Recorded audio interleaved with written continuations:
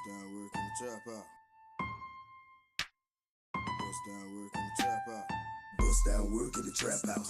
Bad bitches twerk in the trap house. Get the pack in, get the pack out. Trap house, trap house, trap house, trap house, trap house. Bust down work in the trap house. Bad bitches twerk in the trap house. Get the pack in, get the pack out. Trap house, trap house, trap house, trap house, trap house. 20,000, 160 grams. That's a flock of pigeons, you can count them. Trap house, 20 birds with a brand new clock and the police scanner on the counter. Trap house, wash and rinse and eat pirate dishes. Get the residue out the bottom. Got bad bitches walk around naked. Well, they've already lit things on fire so far, Chris. They lit a police car on fire at about 8 o'clock. That was just, still smoldering. They've lit signs on fire. I mean, this is a crowd that came to confront police. They're angry. And we can't underscore, on the cursory level, you see the violence that is happening and unfolding right in front of our cameras. They're here under the premise because a black man was killed by police. They want to hold police accountable. Their message, however, has taken a violent tone here. And we don't hear the mention of George Floyd's name at all. We just see the violence happening here in front of us. Hey, Steve, one more. They just threw something on fire, Chris, a firecracker. Something's on fire. You okay? You okay? You okay, guys? You all right? Is everyone okay? You all right, William? Okay, we're okay. Our crew's okay. They just threw a firecracker in on us. That's more than a firecracker. What was that? Yeah, that was more than a firecracker. Well, like one of those. Pretty powerful firecracker. That just went off. That got our heart pumping a little bit.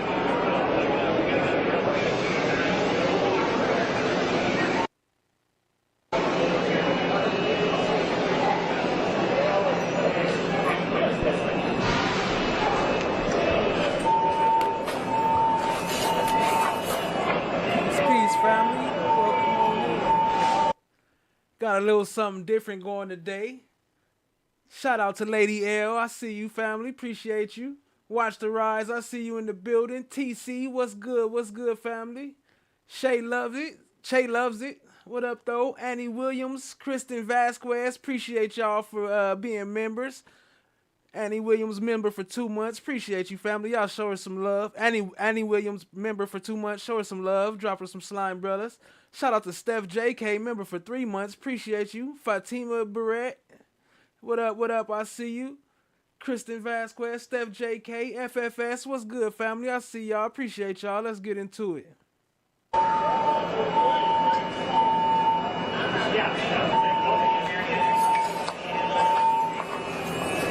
World Team, what up? I see you. Always lying low.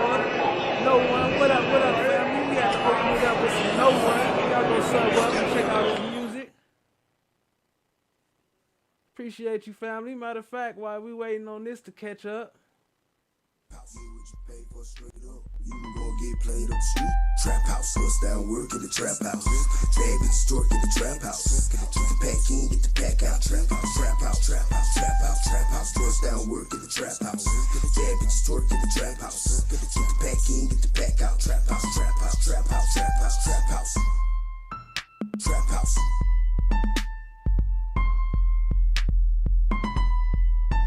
Trap house.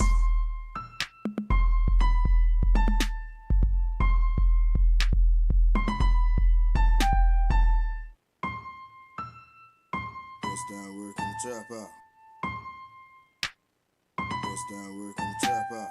Bust down work in the trap house. Bad bitches twerk in the trap house. Get the pack in, get the pack Today. out. Trap house, trap house, trap house, trap house. Let me just speak to what's happening here today. Above everything else, I am a mother. I am a mother to 4 black children in America, one of whom is 18 years old. Texas T, what's good, family? I see you. George Floyd. I hurt like a mother would hurt. And on yesterday, when I heard there were rumors about violent protests in Atlanta, I did what a mother would do. I called my son and I said, "Where are you?" I said, "I cannot protect you and black boys shouldn't be out today." So you're not going to out-concern me and out-care about where we are in America. I wear this each and every day, and I pray over my children each and every day. So what I see happening on the streets of Atlanta is not Atlanta. This is not a protest. This is not in the spirit of Martin Luther King Jr. This is chaos. A protest has purpose. When Dr. King was assassinated, we didn't do this to our city. So if you love this city that has had a legacy of black mayors and black police chiefs and people who care about this city, where more than 50% of the business owners in Metro Atlanta are minority business owners. If you care about this city, then go home and pray that somebody like Reverend Beasley will come and talk to you and give you some instructions on what a protest should look like and how you effectuate change in America.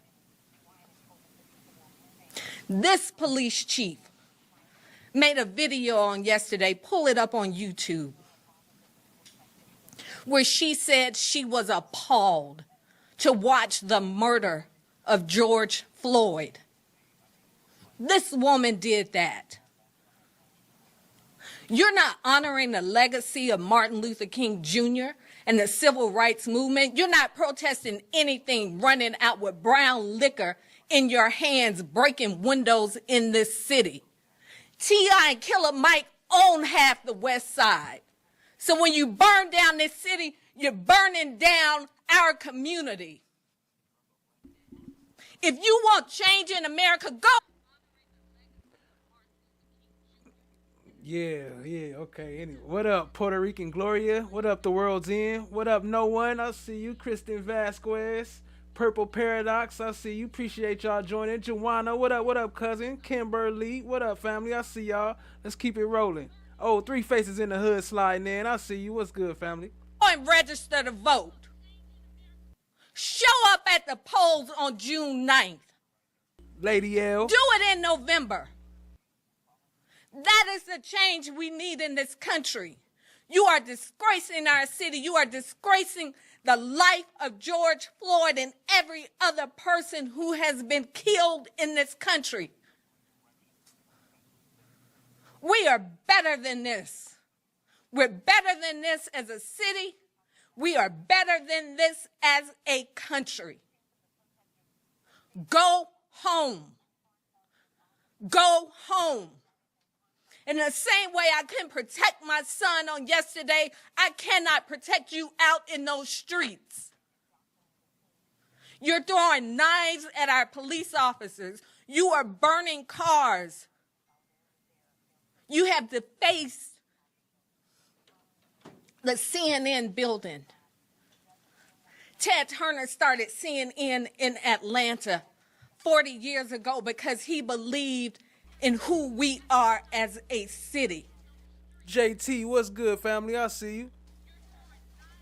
There was a black reporter who was arrested on camera this morning who works for CNN. They are telling our stories, and you are disgracing their building. This is not the legacy of civil rights in America. This is chaos, and we're buying into it. This won't change anything. We're no longer talking about the murder of an innocent man. We're talking about how you're burning police cars on the streets of Atlanta, Georgia. Go home. One individual is a resident of Lee County and is hospitalized. The source of the... So we're going to get into it tonight. Right now, this is just a little setup so we can see the framing around it, but we're going to get into a lot of the riot situations that happened out there. A lot of little craziness been going on. What up, Tack Clouds? I see you, family. Appreciate you. So, yeah, it's about to get crazy, family. It's going to be a crazy one tonight. That's a fact. Infection is unknown. One individual is a resident of Cobb County and is hospitalized. The individual has a history of travel outside the United States. One individual is from Floyd County and is also hospitalized. The source of the infection is unknown. And 3 of the newly confirmed cases of COVID-19 are residents of Bartow County. 2 of those individuals are hospitalized and the sources of infection are unknown at this time. Based on our initial investigation, it seems that these cases may have had a connection to a local church in the Bartow County area. The 3rd individual is not hospitalized. And hold on real quick. Shout out to Kristen Vasquez. What up, family? I hope all is well. I hope everything been good as it can be for you. Appreciate you. It's good to see you back up in here. What up, Texas T? What up, Ganja? I see you. And while the source of the infection is unknown, this individual does share a connection with the individual from Floyd County that has been mentioned previously. The Georgia Department of Public Health is also awaiting confirmatory testing from the Centers for Disease Control and Prevention on 3 new presumed positive cases of COVID-19. 2 individuals are from DeKalb County. Both are hospitalized and the source of their infection is unknown. There is no connection between these 2 cases. The other 2 presumed positive cases involve a resident of Lowndes County, and that individual is hospitalized. Closures have a major impact on our Georgia families. Given the rise of the coronavirus cases, along with the push for more school closures, I'm going to issue a call to action for community leaders, educational leaders, and child care providers across our state. If you feel that it is prudent, you should consider closing daycares, schools, or school districts as early as tomorrow through the next 2 weeks. In addition, county and local governments should consider what closures might be appropriate that do not affect essential services. I want to emphasize that this is not a mandate. At this point, we believe that local decision making is the right course of action and that you have the flexibility. Regardless of whether you stay open or decide to close, we will support that decision. At this time, I am not shutting down state government or the Georgia State Capitol. However, I am immediately suspending non-essential travel and implementing telework policies for most state employees because it's simply the right thing to do. This arrangement will prevent substantial disruption of services to our constituents, but also help mitigate risks. We will be sending out guidance to all agency leaders shortly after this press conference to ensure that they have the right plans in place for implementation. Growing in Georgia, Atlanta. Queen Valerie in the house. What up, family? I see you. Allie in the house. What up, family? I see you. Appreciate y'all being here. Ash Bay. What up, though? Make sure I ain't forget nobody before I start this. Yeah, all right. Appreciate y'all, family. Mayor Keisha Lance Bottoms is taking action, banning crowds of 250 people or more and declaring a state of emergency. Her executive order says this will last through March 31st. Across the country, many leaders are also taking drastic measures to try and slow the spread of the coronavirus. New York Governor Andrew Cuomo on Sunday had a message for businesses. Private businesses to aggressively consider work. So again, this is just an intro about, it's just introducing what's coming up. This is kind of what happened before and prior to all the stuff we're going to be showing tonight. So just bear with me, family. Work from home and voluntary closings. Depending on what businesses do on a voluntary basis, we could consider mandatory actions later on. Ohio Governor Mike DeWine announcing Sunday closures to bars and restaurants in the state. How long this order will be in effect, we don't frankly know. It will be in effect as long as it needs to. After these announcements, the CDC rolled out a new recommendation to ban all gatherings of 50 or more people for 8 weeks. On Twitter, Mayor Bottoms addressed that shortly after signing her executive order, saying, "This is a quickly evolving public health crisis. The CDC's recommendation of limiting public gatherings to 50 people came just as I was signing and announcing this order. We will continue to evaluate and adjust our policies accordingly." Thank you, Mayor. I'm going to be speaking specifically to the incident that occurred last night. Last night at around 9:50 p.m., officers were dispatched to a person shot in the area of University Avenue and I-75-85. The call advised they were heading to Atlanta Medical with the shooting victim. Upon arrival at Atlanta Medical Center, officers met the occupant of the vehicle and determined the shooting victim was an 8-year-old child. The child received treatment at the hospital but did not survive her injuries. The preliminary investigation indicates the victim was riding in a vehicle with her mother and adult friend when they exited the interstate to University Avenue. The driver was attempting to enter the parking lot at 1238 Pryor Road when he was confronted by a group of armed individuals who had blocked the entrance. At some point, someone in the group opened fire on the vehicle, striking it multiple times, striking the child who was inside. The driver, yes, ma'am. The driver then drove to Atlanta Medical Center for help. Atlanta Police homicide investigators are working to determine the circumstances surrounding the shooting and to identify the suspect at this time. The investigation continues. We need the public's help in finding and arresting the people involved in this senseless act of violence. An innocent child lost her life, and this cannot be tolerated in the city of Atlanta.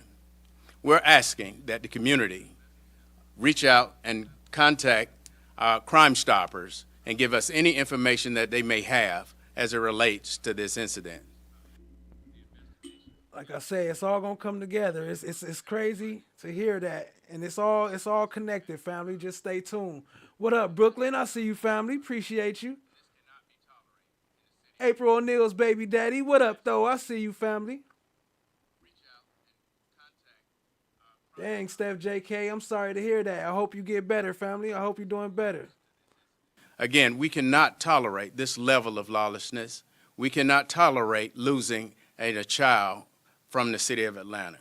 We have to do a better.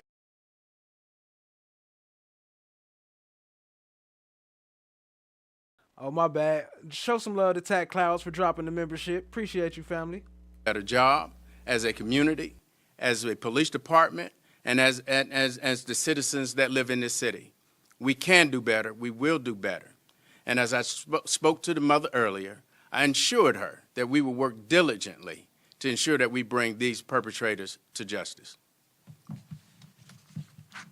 just want to touch on something else before I turn it over to Secoreia's parents. We had a lot going on in Atlanta last night. Our 911 system was flooded last night. We had people trying to burn down a Georgia State Patrol building last night. And it's my understanding that we now have people marching to one of our zones. When all of this is happening all at one time, even when we have all of our officers show up, which, by the way, they did last night. We didn't have any massive sick outs last night. It begins to stretch our resources thin. And so I just want to remind everyone out there who is interested in participating in peaceful protest in the same way that protests happened throughout the civil rights movement. There was a time to go, and there was a time to pull back.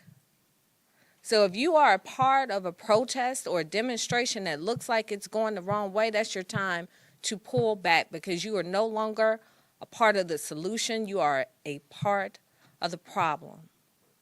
There are thousands of people who are gathering peacefully to try and effectuate change in this country. And then there are those who are wreaking havoc. And they are doing it to the detriment of us all. In this case, it is to the detriment of the life of an 8-year-old child. So if you want to take a history lesson about how you make change, if you don't have time to read a book, go watch Selma, the movie. Think about when they got on the bridge and they got ready to walk over the bridge, and Dr. King said something's not right, and they turned around and they walked back. There may be times during this movement that's happening that you need to turn around and walk back. Because if you are a part of these gatherings that are becoming disruptive and becoming deadly, then on your hands too is the blood of Secoreia Turner. So I ask you all, please continue to gather peacefully. But if it looks like it is turning into something more than a peaceful gathering, please, please remove yourselves so that we can identify who the people are amongst us wreaking havoc and killing our children. All right. Mr. Williamson and Ms. Turner, did you all want to say anything?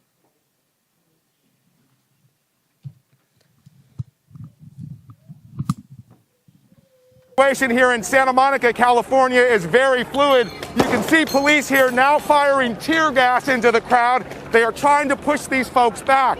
Earlier today, just a few blocks away, there was looting underway nearby.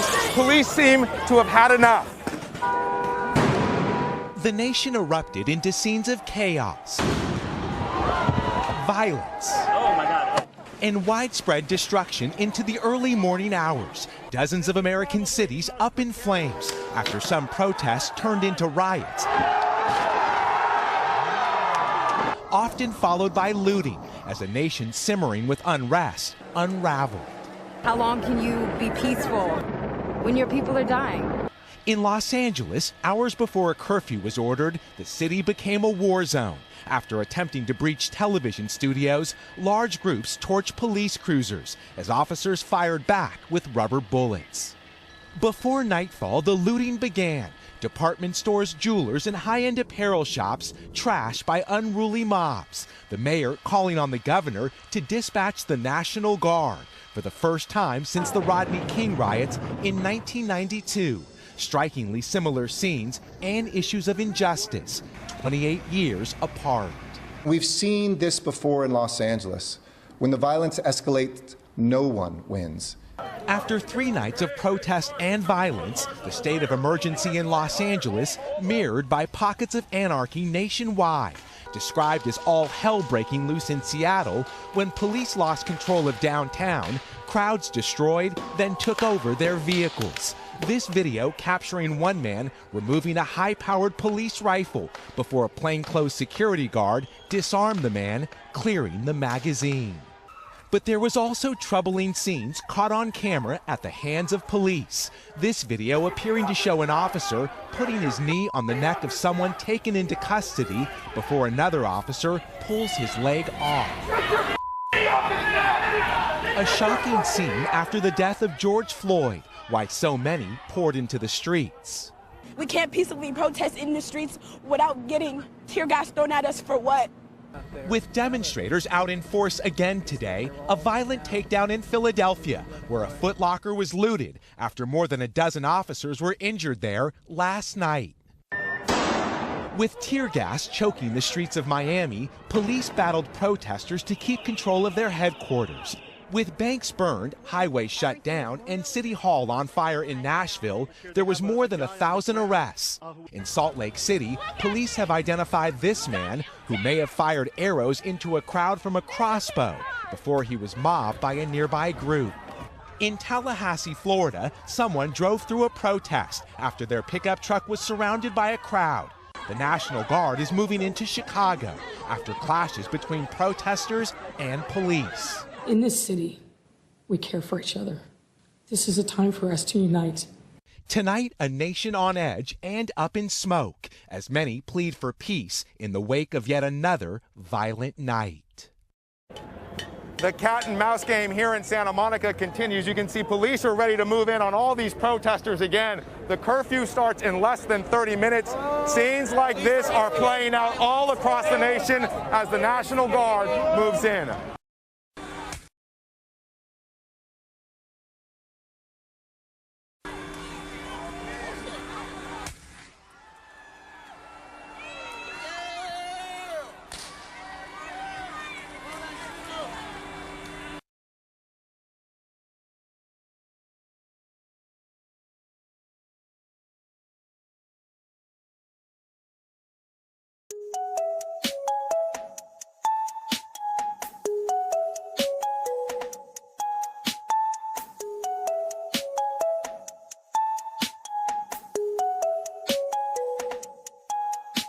on track, stay on your pivot.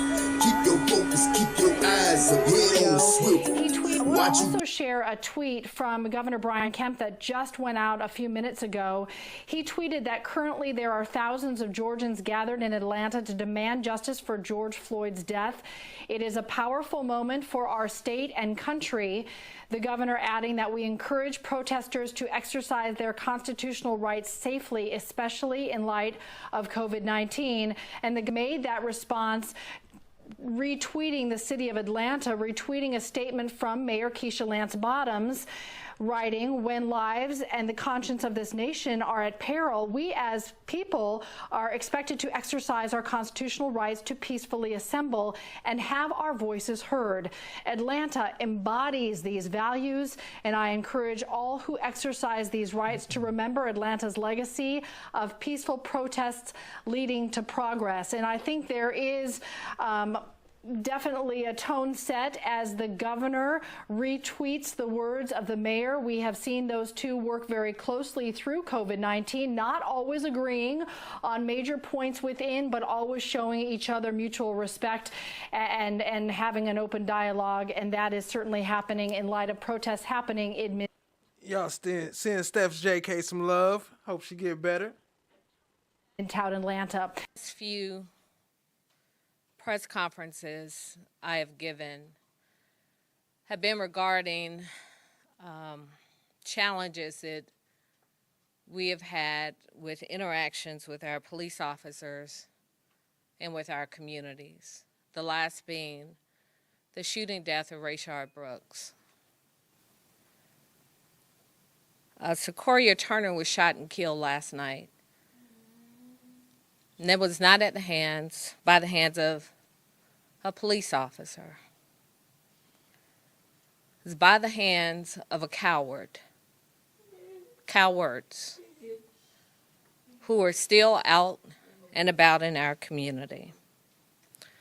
This happened at University and Pryor, near the Wendy's where Rayshard Brooks was killed a few weeks ago. Following the death of Rayshard Brooks, there have been a number of protests in the area, and there have been challenges with the streets being closed off by many other protesters. The day after the funeral of Rayshard Brooks, we went into the area and removed the barriers, so we thought. Last night, some people put the barriers back up. I received a notice about 45 minutes to an hour that the barriers were back up before I received the message that little Secoreia had been shot and killed.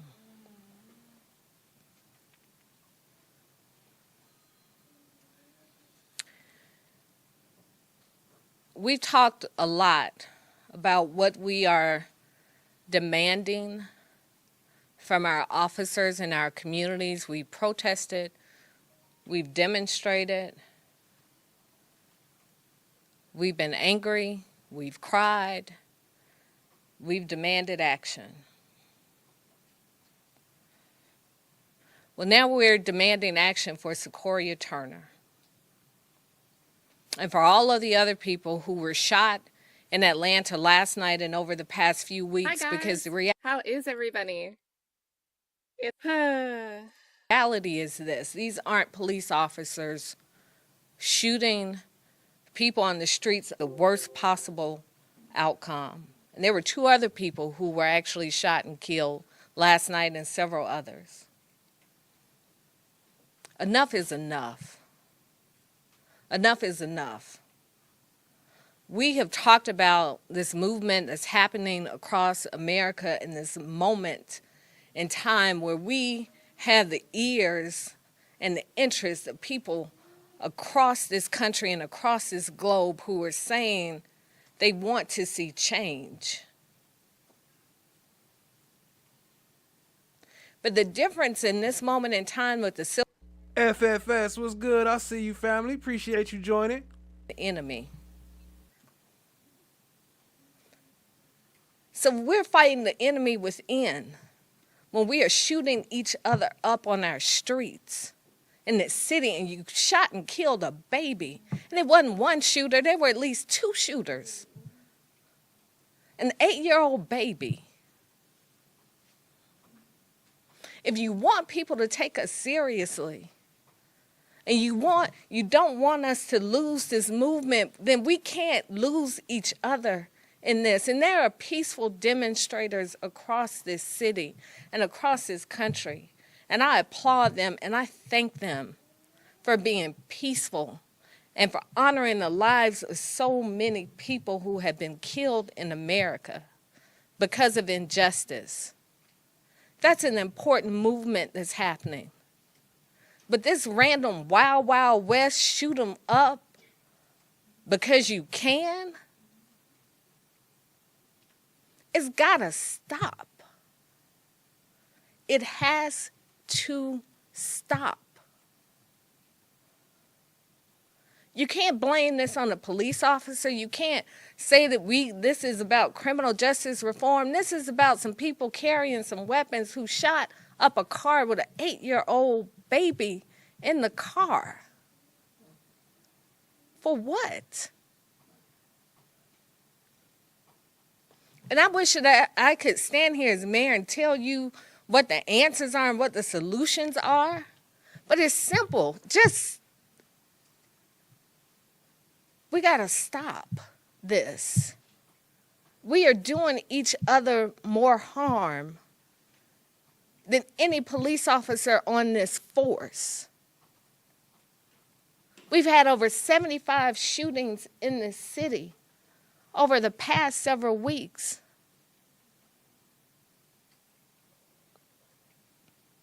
You can't blame that on APD. So I'm just asking you to please honor this baby's life. Please, if you know who did this, please turn them in. These people are a danger to all of us.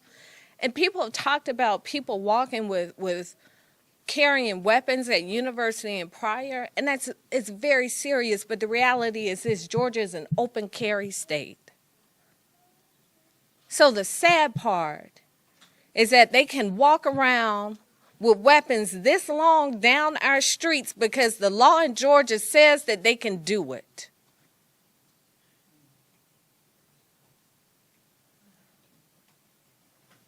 So you got people walking down the street with weapons this long because Georgia law says it's okay.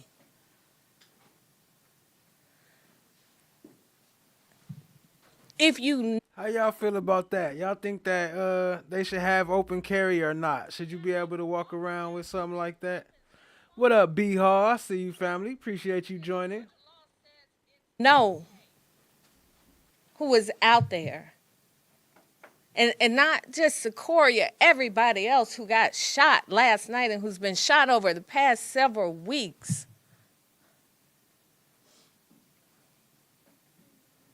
You cannot be silent. Your silence will not protect you.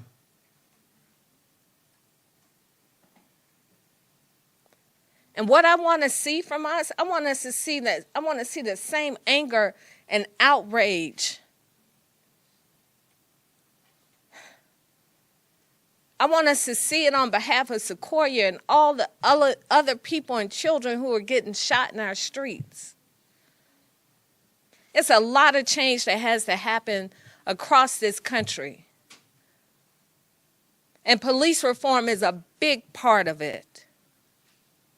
But we also got to reform our own communities. Which we should say earlier. With that, I'm going to turn it over to Chief Bryant for additional information. Earlier, the recording just said that the only version of events that's really been released to the public has been the police version, the police narrative, which we should say the corporate media has ran away with. To our knowledge so far, we find it less than likely that the police version of events is what really happened. The idea that he was sitting in a tent and fired out of the tent at basically a SWAT team, DeKalb County Police, Atlanta Police, and Georgia State Troopers who were there in great numbers to do the raid that they conducted in the park. And the idea is that this person shot and then they fired back. As the little intel that we have, residents said that they heard a blast of gunshots all at once. Not one blast and then a return of fire. Also, there's been no other information released. We don't know how many times this young person was hit with bullets. We don't know the areas in which this person was hit. We don't know if this is potentially a friendly fire incident. All we know is what the version of the police have given. And that's why we're calling for an independent investigation, not one that's done by the Georgia Bureau of Investigation, not one that's done by any federal authority, but a complete independent investigation, because that's the only way we're going to know what really happened. But right now, based on what we do know, we cannot say anything except that this is probably a political assassination. This is something that could have been prevented. There is no reason for them to take the tactics that they did in terms of going into the forest with weapons in hand, with pepper spray, with live ammunition to go shoot forest defenders who were engaging in civil disobedience and direct action politics. Kamau Franklin, can we step back and talk about what Cop City, proposed Cop City is and why people are encamped there? Cop City is an idea that came after the 2020. So I think a lot of this has to do with Cop City. I'm going to explain more later, but that's why I've been playing a lot of this, because I think a lot of this was building up and structuring to build Cop City. So let's get into it, family. Uprisings by the city of Atlanta, the Atlanta Police Department, and the Atlanta Foundation, Atlanta Police Foundation. The idea basically is that they want to develop a militarized police base that's right next to a black and brown working class community. And by building this space, they want to cut down over 100 acres of forest. They want to develop an area where there's a room for explosives testing, over 12 firing ranges, a place where there's a Black Hawk helicopter landing pad, a training center for them to practice crowd control. We should also mention that they are engaged in international training with the Israeli police. And so we think this project really is the beginning of a militarized police base here in Atlanta, which will be the largest facility of its kind in the country. And the reason for doing this, coming out of the uprisings, we believe, is to stop movement politics and movement building in Atlanta, to coordinate efforts across the country with other police departments and now internationally to stop movement building. And we think this is going to be further sort of terroristic action on black and brown communities by a police state which is out of control at this particular stage. Kamau, you had a piece in Truth Out, and I wanted to, it was headlined, MLK's Vision Lives On in Atlanta's Fight Against New Police Training Facility. Interestingly, in 2021, the city of Atlanta announced plans, for Cop City, saying it was to carry on the city's civil rights legacy of Martin Luther King and others. Can you talk about this? Yeah, I mean, we live in a dystopia where the legacy of Dr. King is being used by city officials, the same city officials who say that they love Good Trouble, they love John Lewis, they love Dr. King. When Dr. King was alive, Dr. King was working against police brutality and police militarization.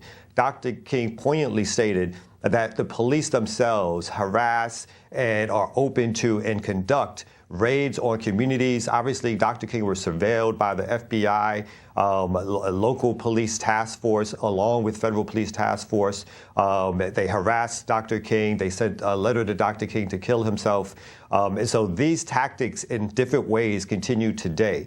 The Cop City task force, which is developed between the FBI, the DeKalb County Police Department, the Atlanta Police Department, and several other agencies, Homeland Security, is basically a task force to stop out movement activity because they're afraid that the protesters, the various types of protests that are happening, are getting the word out that no one has asked for Cop City. Any survey that's been done has shown that 70% of Atlantans have been against the building of this facility, but yet they went ahead and decided to build it anyway. And now that there's a protest movement against it, they're using all actions, everything in their capability and capacity to stop this movement. And now they've turned to the idea of actually murdering protesters as a way to stop people from going into the forest and to stop the defenders from defending the forest. Last December, the Atlanta forest defender Tortuguita, who was shot dead by police this week, was featured in an article headlined "The Forest for the Trees" that was written by David Peisner, published on The Bitter Southerner.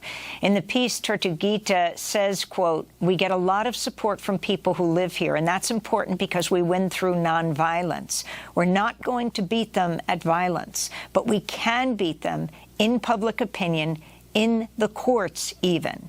They're also quoted saying, "This is my home now. We've built a nice community here. It's about reclaiming the parks and public space."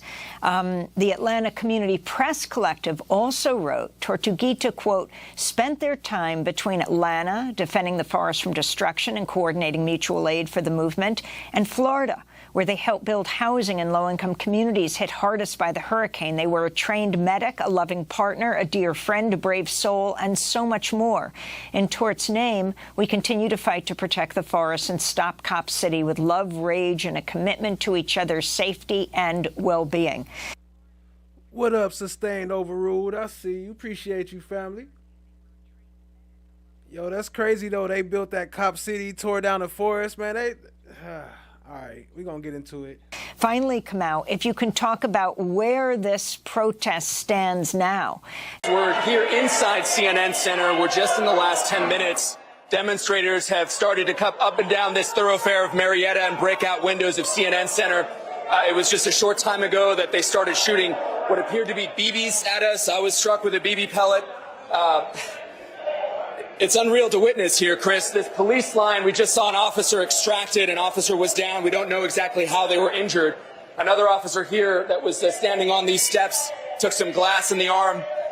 These demonstrators are ready to confront these law enforcement officers. You have law enforcement in heavy tactical gear, protesters that are, clearly ready. You just see something else happen there. Another demonstrator threw what appeared. Hey, and y'all know that Cop City was what, $90 million? And that's just what they told us it was. It probably was more than that. To be a large object at one of those SWAT officers. They're throwing signs at the police officers, and they're not showing any sign of dispersing. And about 15 minutes ago, they gave an order from the armored vehicles that had shown up here just outside. Those images, I'm not sure if you're looking at them. They gave the demonstrators an order to disperse. It was then that we saw more show up in tactical gear, tear gas masks, and that's when we heard over the radio that this was happening. They've broken out the windows here and are continuing to throw objects. There's just another projectile fired, appear to be a full water bottle. But there are officers that we can report. At least 2 officers have been injured. One of them, it appeared to be seriously injured. He was being dragged out. You could see what's left behind of this glass, the glass partition that separates the street. These demonstrators are now launching something that appears to be some sort of smoke grenade that they're throwing inside CNN Center right now. They're kicking it back out, guys. This is live happening in front of your eyes. They've just thrown, I think, Powerade or some sort of Gatorade or liquid, guys, on the officers. These officers are being confronted. And these demonstrators, they know what's on the other side of this. They've been warned. These officers have already fired or deployed tear gas into the crowd. We saw another with a long gun fire what appeared to be a rubber bullet at another demonstrator who had thrown a large object. You see these demonstrators are walking inside CNN Center at this point. It seems as though this man might be detained. He's being detained. Let's see if we can talk to him.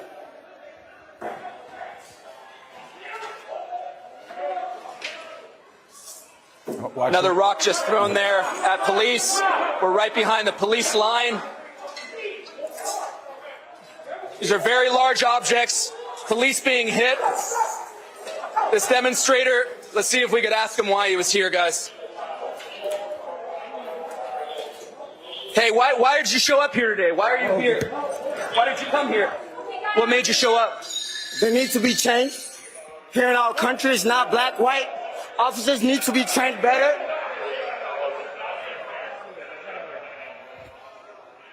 You took me off the air? No, Nick, you're still there. You okay? Hey, yeah, okay, yeah, sorry. I didn't know if I was taken off the air. This is a live active situation. What did he say? I couldn't hear all of it. That there. I was trying to get an interview with the demonstrator. He said he wanted police can do better. Police can do better. I'm here for change. We've heard the chants of no justice, no peace. Another large object just thrown there at CNN. This is our home, Chris, you know. This is where we come to work every day. Journalists who are trying to tell the truth, trying to deliver information. It's one of the noble parts about society, and these demonstrators have decided to come here today to take out their frustration and their anger, not just on the police, but it seems on our CNN center as well. These police officers now are advancing. They're grouped together as those objects continue to fly, being blocked by SWAT team shields. There appears to be one person in front of the demonstrators, Chris. I don't know if you can make him out on camera. He's got a white bandana on with his shirt off. He's trying to keep his crowd back and to try, it appears as though this is happening right live in front of us, that they're understanding the gravity of the situation here and what might escalate next. So, Nick, as this is happening, you're seeing just next to us, Chris, they're taking objects out of McCormick and Smicks to try to remove large objects away from the demonstrators. Right. Go ahead, Chris. Nick, are the cops that are inside the CNN Center the only cops that are there, or are there more cops on the backside of this crowd? No. We're giving you a different vantage point, a different perspective. There's a larger police presence, but what has happened here...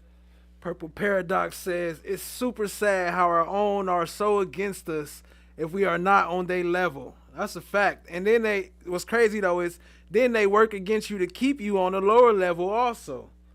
That's a fact. No one said this looked like a photo op from CNN and the police gonna walk him right by as soon as he said, let's ask him some questions. Facts. In the last 20 minutes is as the demonstrators were pushed out in front of the big red letters that they're in front of CNN Center, pushed into the main intersection, they started to move, sort of down more towards Centennial Olympic Park. And they took advantage of police not being in this area. They started to throw rocks at these windows. And it was just before we joined you live on air that this situation unfolded. It is unreal to see this. I know I keep using that word, but you never think something like this is going to happen here. Atlanta has been historically a city that, has held demonstrations, even during the rash of police shooting of African-American men in 2015. This was a city that held large demonstrations, but they were by and large peaceful. This is nothing but. Now, how long has this been going on, Nick? They've been here since 3 o'clock this afternoon. We understand it was, a smaller crowd which gathered this afternoon. And it was about 7 o'clock that we started to get alerts from our national desk that they were throwing projectiles out in front of CNN Center, doing graffiti. We showed up about a half hour later, and within minutes, things took a turn. Here comes another object being thrown by a demonstrator in a mask. Now more reinforcements being brought in, coming behind our photographer, William Walker. What's going on, Kevin? So what they're doing is... They're calling for more shields, guys. Things are getting really bad out here, Chris. Nick, what they're going to do is they're going to create what they call a phalanx, okay? They're going to create an angle of these shields. And what they're going to then have to make a decision to do is to either hold, which is they expect these windows to be broken and people to advance. And this is going to be the line that the officers draw, that you will not come any further than this. The decision that's more complicated for them is whether or not to move forward. Look, he got a serious cut on his hand right there from that hitting that skateboard, and he hit the glass. It's going to be bleeding later. So, early warning. What up, Laugh Always? I see you, family. Appreciate you joining. Because they only have where this white guy with the skateboard is standing. That's the only way out of the building for them. And they will not fit through there. Yeah, that's right. And that is a very dangerous thing to do. So they are doing a stand and hold right now. What are you hearing? Well, it's pretty clear that these officers are nervous. They're seeing this situation de-escalate. They're trying to, as you say, hold this line here. And to the credit of the police officers so far, we have seen them not use much force while they've been having these large objects thrown at them. You know, they are establishing their presence right now. There's no doubt about that, holding this line here, Chris. And, you know, we're watching it happen right in front of us. Well, they are preparing for what they anticipate to be a rush of the building. Red beams putting on this individual here in front of you, and the man with the skateboard. You've got, you know, weapons pointed at him. This is just so. They gonna shoot him with the taser too, but they gonna miss. They only gonna get his clothes. Sad to see happen here. Now that's what the umbrella is about, is to try to block the officer's vision of what's going on. The question becomes, once this guy with the skateboard succeeds and breaks the window, what does it mean to the crowd? Is that the satisfaction they want, or are they going to try to advance? And God forbid they do, you're going to have a very different situation. Well, we'll be live right here covering it all, Chris. We're right behind the police line. You know, clearly the officers are outnumbered. Those demonstrators are going back, you know, they're very deep, going back towards Centennial Olympic Park. I feel as though I believe I just heard what I thought was a taser deployed. I don't see anyone, though, that was on the other end of it. You're seeing more shields, more reinforcements come into that line. Police officers telling their colleagues, directing them to where they need more reinforcement. Universal T with Marie. What's good, family? I see you. Appreciate you joining. What up, Laugh Always? Y'all show her some love. Appreciate the super chat. Y'all drop some slime brothers. Says she late. What we watching? This right here is a riot at the CNN Center in Atlanta. I think this was after the George Floyd situation, because we got a lot coming up with the riots and the Secoreia. I don't know how to say her name right, but appreciate you, family. So yeah, this is the riots at the CNN Center a couple years ago. We're seeing now more demonstrators come to the front. They seem like they're antsy, Chris. They seem like they're ready to charge. This is not a good look. This is not a good sign here for these officers on the other side of it. And certainly not for the demonstrators who are coming towards us. All right, so Nick, let's just go through this one step at a time. First, you and the team have a secondary location for you? If they come through here and the police start going, you have a way to get up the stairs? We absolutely do. We've managed to put ourselves in a position where, you know, our viewers can see what's going on, though, you know, we know safety, and there's no story worth risking your life over, Chris. You know, we know that. I've got a daughter and a wife I want to get home to tonight. This was after the George Floyd situation, when they was doing the defund the police and rioting everywhere. A beautiful family. I see them all the time. You're a lucky man. You just make sure that the team has a place to go. You can always report later. And again, this is a tough situation because you have a small opening. And if they break the other window, then you have a bigger opening for the protesters to come in, although that would be a really, really dangerous thing for them to do. And then you also have another option for the officers to try to move the line farther outside CNN. The big question becomes, Nick, do we have any way of knowing what's happening with that crowd outside in terms of policing? Or is this it? Just these cops here? You said there's a larger police presence of policing. Or is this it? Just these cops here? You said there's a larger police presence. Where? There is a larger police presence, you know, just east of me here, Chris. You know, you have the majority of those officers here. That's where the reinforcements are coming from. The crowd is, you know, we hate to give these estimates because we haven't talked to police, but there was over 1,000 people here, you know, perhaps even closer to 2,000 people here. Officers outnumbered. They did bring in those reinforcements, the SWAT team, members of the bomb squad, state patrol, local police. And they about to blow that, throw that flashbang up in there in a minute.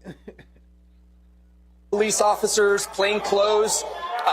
You know, they've given these orders already to these demonstrators to disperse. They were starting to gear up with tear gas masks, ready to deploy tear gas, when all of a sudden these windows started breaking. And those projectiles continue to fly in the direction of the police, Chris. There's another one. Well, Gosh. So, and just so people understand what's going on, this is a big building, and this is an expansive lobby area. You are not in the newsroom. This is the front of a big Chris, corporate complex. This used to be the world's largest indoor amusement park, the wacky world of Sid and Marty Krofft, before Ted Turner bought this and turned it into what is the Omni Center and then became CNN Center. You know, this used to be the site of an indoor roller coaster. It still has the world's longest freestanding escalator. You know, thousands of CNN employees are here. It's connected to a hotel. You know, we Wait, don't hold on a know second, Nick. The capacity of the hotel right now. Nick, go ahead. Are those guys in front preparing to light something on fire? You see how they're wrapping his hand up right now? It looks like it. They're either wrapping his hand up because Chris. he's going to punch the glass and he wants something to protect his hand, but I saw him pouring something on it. Maybe he hurt his hand, and they're just trying to wrap his hand. Just keep an eye on that situation. Hopefully he just is taking care of a wound, so if he cut himself, he's not going to bleed too much. Good, that's what it seems to be. Well, they've already lit things on fire so far, Chris. They lit a police car on fire at about 8 o'clock. That was just, still smoldering. They've lit signs on fire. I mean, this is a crowd that came to confront police. They're angry. And we can't underscore, on the cursory level, you see the violence that is happening and unfolding right in front of our cameras. They're here under the premise because a black man was killed by police. They want to hold police accountable. Their message, however, has taken a violent tone here. And we don't hear the mention of George Floyd's name at all. We just see the violence happening here in front of us. Well, this is a bizarre scene for people who aren't used to this. You have some people are laughing, some people are videotaping. They just threw something on fire, Chris, a firecracker. Yep. Something's on fire. Shit. Nick, you all right? You okay? You okay? You okay, guys? Threw something on fire, Chris, a firecracker. Well, this is a bizarre scene for people who aren't used to this. You have some people are laughing, some people are videotaping. They just threw something on fire, Chris, a firecracker. Yep. Something's on fire. Shit. Nick, you all right? You okay? You okay? You okay, guys? You all right? Is everyone okay? You all right, William? Okay, we're okay. Our crew's okay. They just threw a firecracker in on us. What was that? Yeah, that was more than a firecracker. Well, it was like one of those. Was that like a pretty powerful firecracker? It might have been a that just went off. flashbang, That got Nick. our heart pumping a little bit. It might have been a flashback. They may have gotten their hands on an undetonated flashbang that the police use, which does exactly what you just saw. Everybody's okay? Good gracious. They just put something else on fire. Everything is okay, but they've just set something else on fire outside, Chris. We don't want to get any closer than here, but can you see what's going on? You pushing on that? No, okay. These demonstrators are starting out to make their way back towards the park. Well, they're loading. We understand my producer, Kevin Conlon, says that they're loading tear gas canisters up right now. But if that's tear gas that's in front of there, And, our Nick. security's telling us to move. Chris, I gotta go. Yeah, Nick, if that's tear. Yeah, JT, I got that coming up too. The ones that got tased from their car, getting out their car. Yeah, I got that coming up. Appreciate y'all being here. Hit the like, hit the subscribe, tap in, share with a friend. Tear gas, you're going to want to get away from it because it's going to come up the stairs fast. We're getting out of here, Chris. All right, get yourself to a safer We're getting out location. of here. We'll get back to you later. You got it. Thanks, buddy. All right, so Atlanta. That is the CNN World Headquarters. Police had been outside, and then as the crowds advanced on CNN, and they were on top of the CNN logo and spray painting things on it, and they started to light cars on fire and become increasingly violent, we had the police move inside CNN, and then the windows of CNN were broken. And then, so you had big point of ingress, but bang, which does what it sounds like. And now you see canisters coming, which are probably some kind of deterrent spray, either a pepper spray or tear gas. And the officers are obviously trying to clear the area in Atlanta as you watch it on your screen. Again, this is not Minneapolis. There were two sides to the police presence. There was one small group inside CNN and then a larger group down the street where there had been more violence.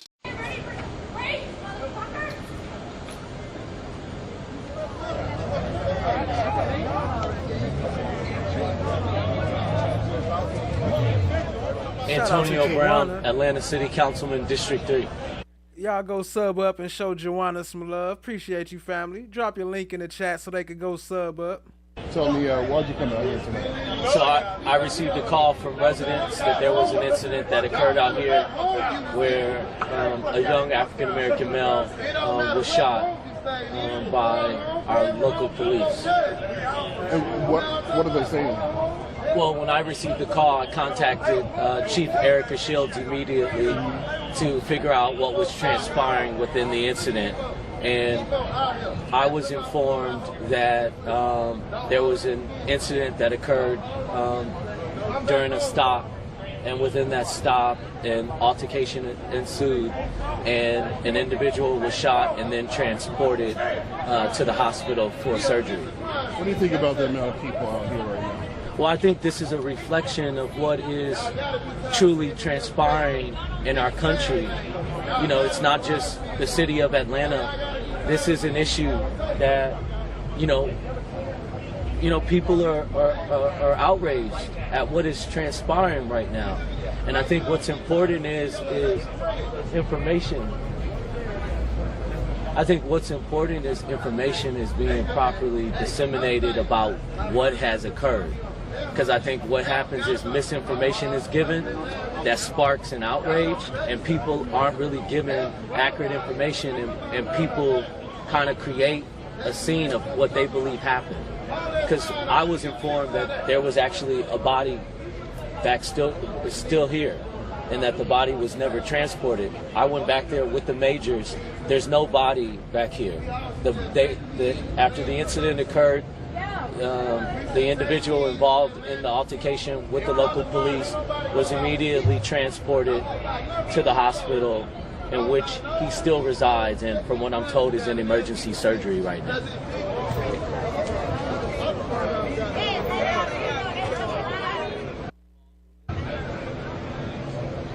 Shout out to Sashay Tucker. I see you, family.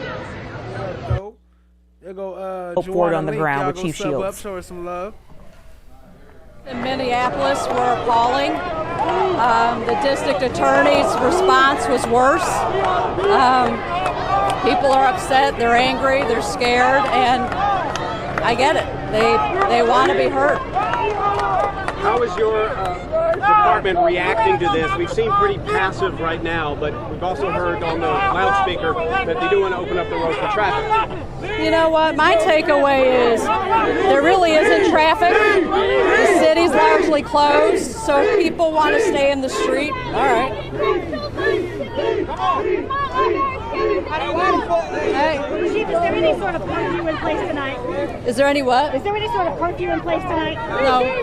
How do you feel about what's happening here between the officers and the protesters? You know what? Folks are upset.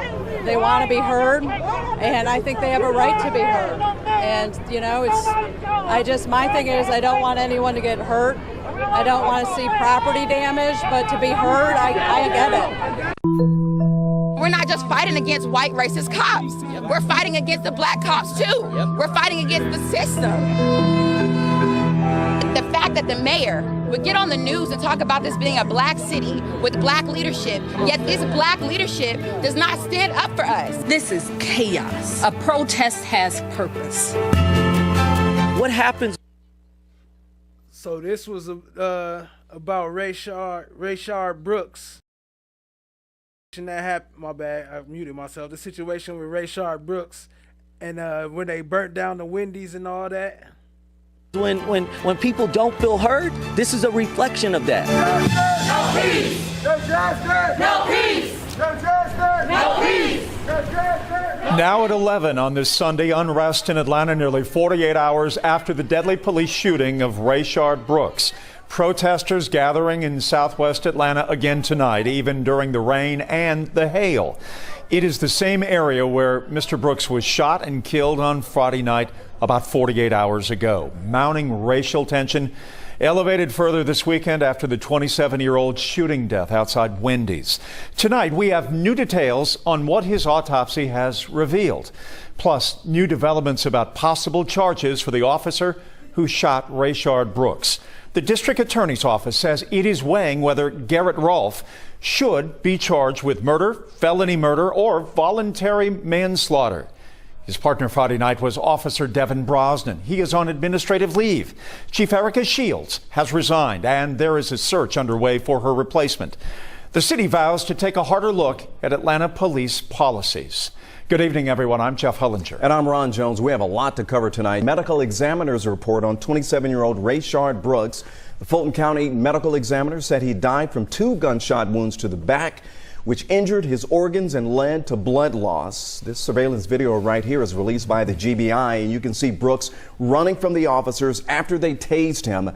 That's when Brooks was shot. His family will address the media with their attorneys tomorrow at 11 a.m. Let's get to Andy Parati. He is live near the scene of the shooting. Here across the street from the Wendy's where the shooting happened. We had to move. We were right across the street, but what we heard was possibly a gunfire or a firecracker. So just to be cautious, we decided to move down the street. Just a short time ago, the tone was prayerful. There were 2 pastors leading a number of individuals in prayer, praying for those who have been killed over the past few weeks and praying for those still living who are living in fear of police brutality.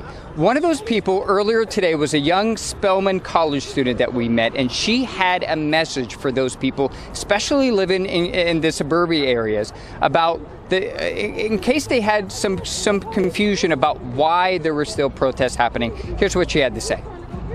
It's about being active in it. Like, you can't just say I'm not racist and feel like you're not a part of the problem. You have to say, okay, have I done the work? When this was happening, Fonnie Willis had just got into office. I think wasn't she? Because she recused her office so that they don't have to prosecute them. She got it recused. I got it coming up. I think Fonnie Willis was, and I know Paul Howard was right before her, but I don't know. He might have been there when it happened. I'm not sure.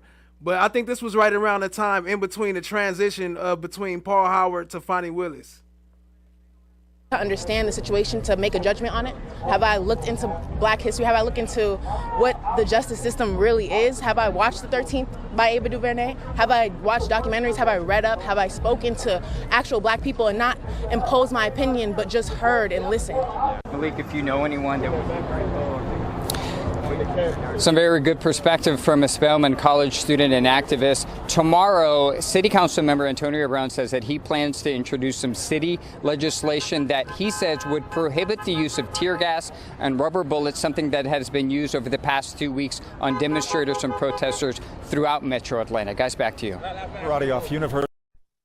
Around 10:30 Friday night, Rayshard Brooks was asleep behind the wheel of his car in the Wendy's drive-thru along University Avenue. Officer Brosnan responds. He knocks on the window several times. Nearly a minute later, Brooks responds. You're blocking traffic here. You were sleeping when I walked up here. What's up, man? You said have a long day or something? What's up? The officer asks Brooks to pull over into a parking spot. Moments later, he falls asleep again. Brosnan returns and asks Brooks if he had been drinking. You say one drink. What kind of drink was it? We just wanted a little margarita. Brooks says he was waiting on his sister. Minutes later, DUI certified Officer Rolfe arrives. So you think that you're in Forest Park right now? I'm on Old Dixie Highway, Clayton County. Right. No, you're not. Well, Forest Park, Georgia. No. Jonesboro, Georgia. No. Try again. I have to. I mean, like I said, I'm on Old Dixie Highway. Nope. I'm not on Old Dixie Highway? No. Brooks then steps out of the car and fails a field sobriety test before agreeing to a breathalyzer. Stop. Rolfe then tells Brooks he is too drunk to be driving and attempts to take him into custody. All right, I think you've had too much to drink to be driving. So put your hands behind your back for me. Brooks then pulls away, struggling with officers as the body cameras fall to the ground. Stop fighting! Stop fighting! Stop fighting! You're gonna get tased! You're gonna get tased! You're gonna get tased! Stop! Come on, man. Stop! You're gonna get tased! It's the right! Hey, hands off the fucking taser! Stop! Brooks grabs one of the officers' tasers and runs away. 63. Officers fire 3 to 4 gunshots and then call for an ambulance. Tonight, we're learning more about the former Officer Rolfe. He had been with the department for about 7 years. Last year, APD honored him for making 50 to 99 DUI arrests the previous year. His post file showing he had just undergone cultural and the use of force and de-escalation training in April, breathalyzer and firearms training in March, and deadly use of force training in January of this year. Mayor Keisha Lance Bottoms speaking in a town hall with CNN earlier tonight. I don't think that we can out-train our way as a country out of where we are and how we view race and how we interact with each other. I think that while we're doing it in our police departments, there's clearly a bigger conversation that has to be had across this country because we are not in a post-racial society. You know, Mayor Bottoms also talked about calls to defund the Atlanta Police Department, and she says her position is the same. It has not changed. She says the city looks at it. Well, the protests in Southwest Atlanta have been largely peaceful tonight, but this time last night, a totally different story. As you can see from that video there, that's when the Wendy's went up in flames, gutting the entire building. That's not the only damage in the area. 11 Alive's Faith Abube spoke exclusively with a black-owned business that suffered some damage. Faith? Yeah, Ron, after more than 8 hours here across the street from that Wendy's that burned down yesterday, the damage restoration team is now packing up, getting ready to leave here. Again, this is an Indian and black-owned business. They are directly across from where that fatal shooting happened. And as we walk around the building, you can see several of the windows, all of the windows at this point have now been covered. We also shot video earlier, and we have some pictures to show you of what that damage looks like or looked like before it was covered this evening. The owner says other than the damage you see to the windows here, there was no looting, nothing was stolen from his business. But again, just boarding up the damage all day long, and that work is now coming to an end this evening. But he says he's already spent thousands of dollars just to get this place boarded up. We spoke with one of the workers who was here both the night of that shooting and also last night filming the protest, and then came to work this morning to find his workplace damaged. The person that died could have been me. I was directly across the street. I was cleaning up this parking lot when the man was shot. This is my job. This is where I get my income at. I have mixed feelings about it. I don't really know what to feel because, you know, it does affect my money that I come in. You know, I got to pay bills too. You know, I got to work here too. But at the same time, I saw what happened.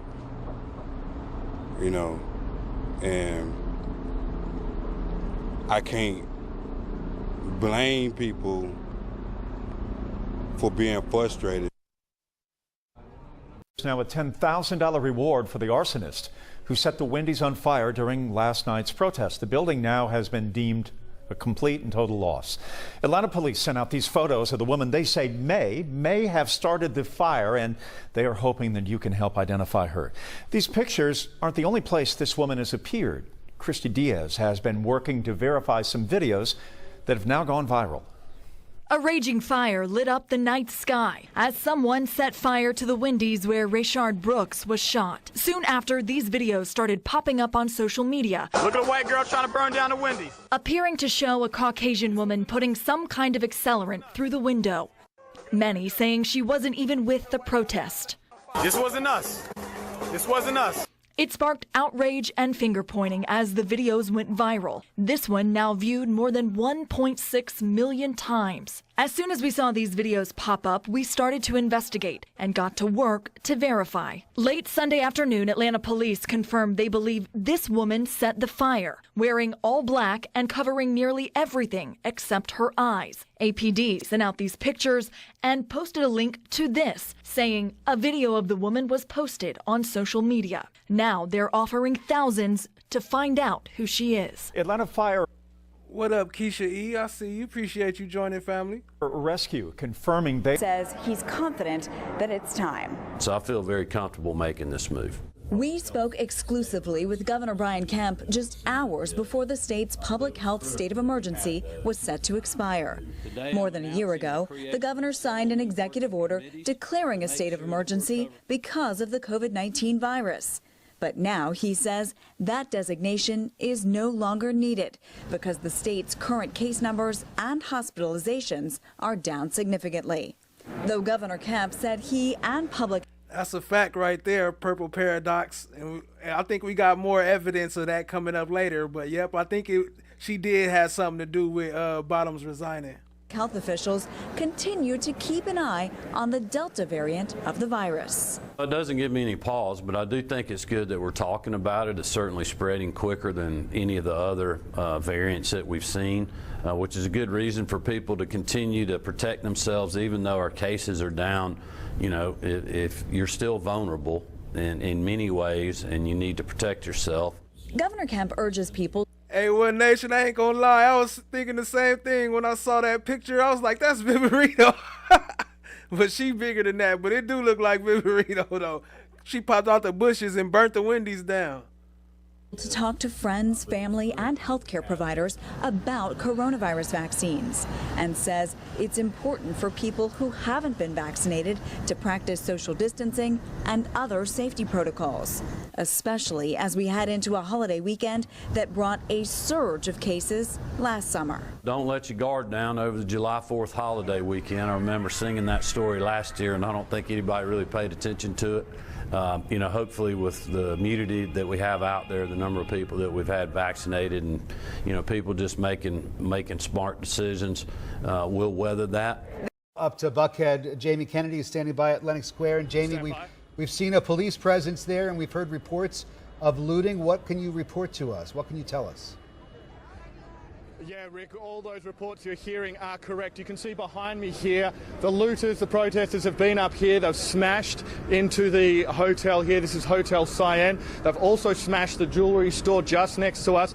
Now, across the road at Lenox Mall, we tried to go there, but they ran us off. They stole our microphone from us. But before that happened, we actually saw them chucking multiple projectiles into the police that are now in front of Lenox Mall, and they are trying to guard it. But it is certainly a chaotic scene down here as well, more so like little groups around the area, not just a whole sort of large group like you saw down near where the CNN building is and such.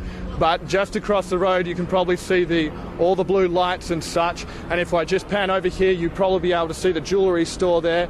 They've smashed, that's the windows we talked about there. A lot of people down here angry as well, chanting lots of different things to us, throwing lots of different things. They had a number of bins on fire across the road there as well. Now we've gotten multiple reports coming from producers about the different types of projectiles that they had. Hey, these news people will be about it though. Watch, they about to go up in the crowd after he didn't already got his microphone snatched up from him. He about to go back up in there. They be about that life. They gonna run away though.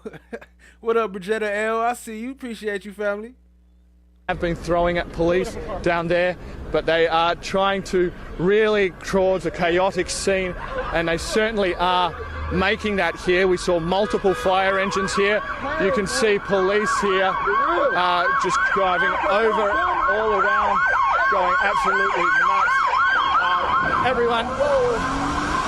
Everyone is just trying to make their way through. We talked to multiple residents here as well living in Buckhead. They said they're fearful from what they're seeing as well.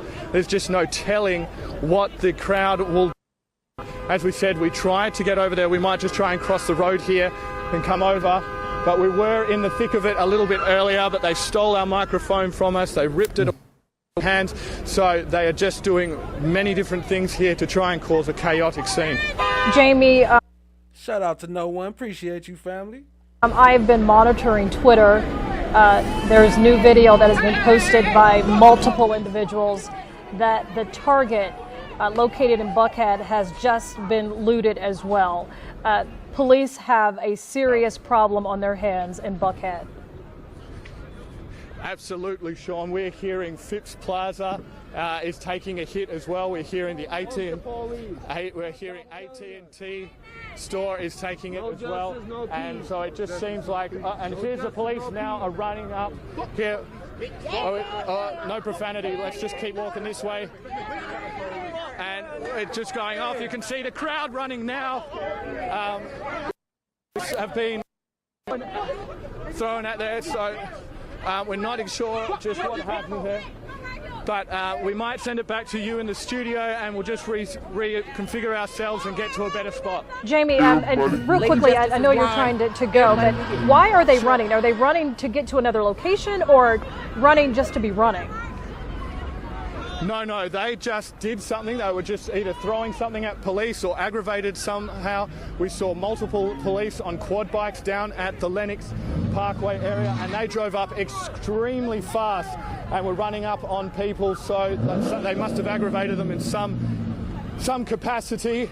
And now obviously everyone's fleeing as the police are coming and either trying to defend themselves or retaliating in some sort of way because of what the group did. No, this was after the Rayshard Brooks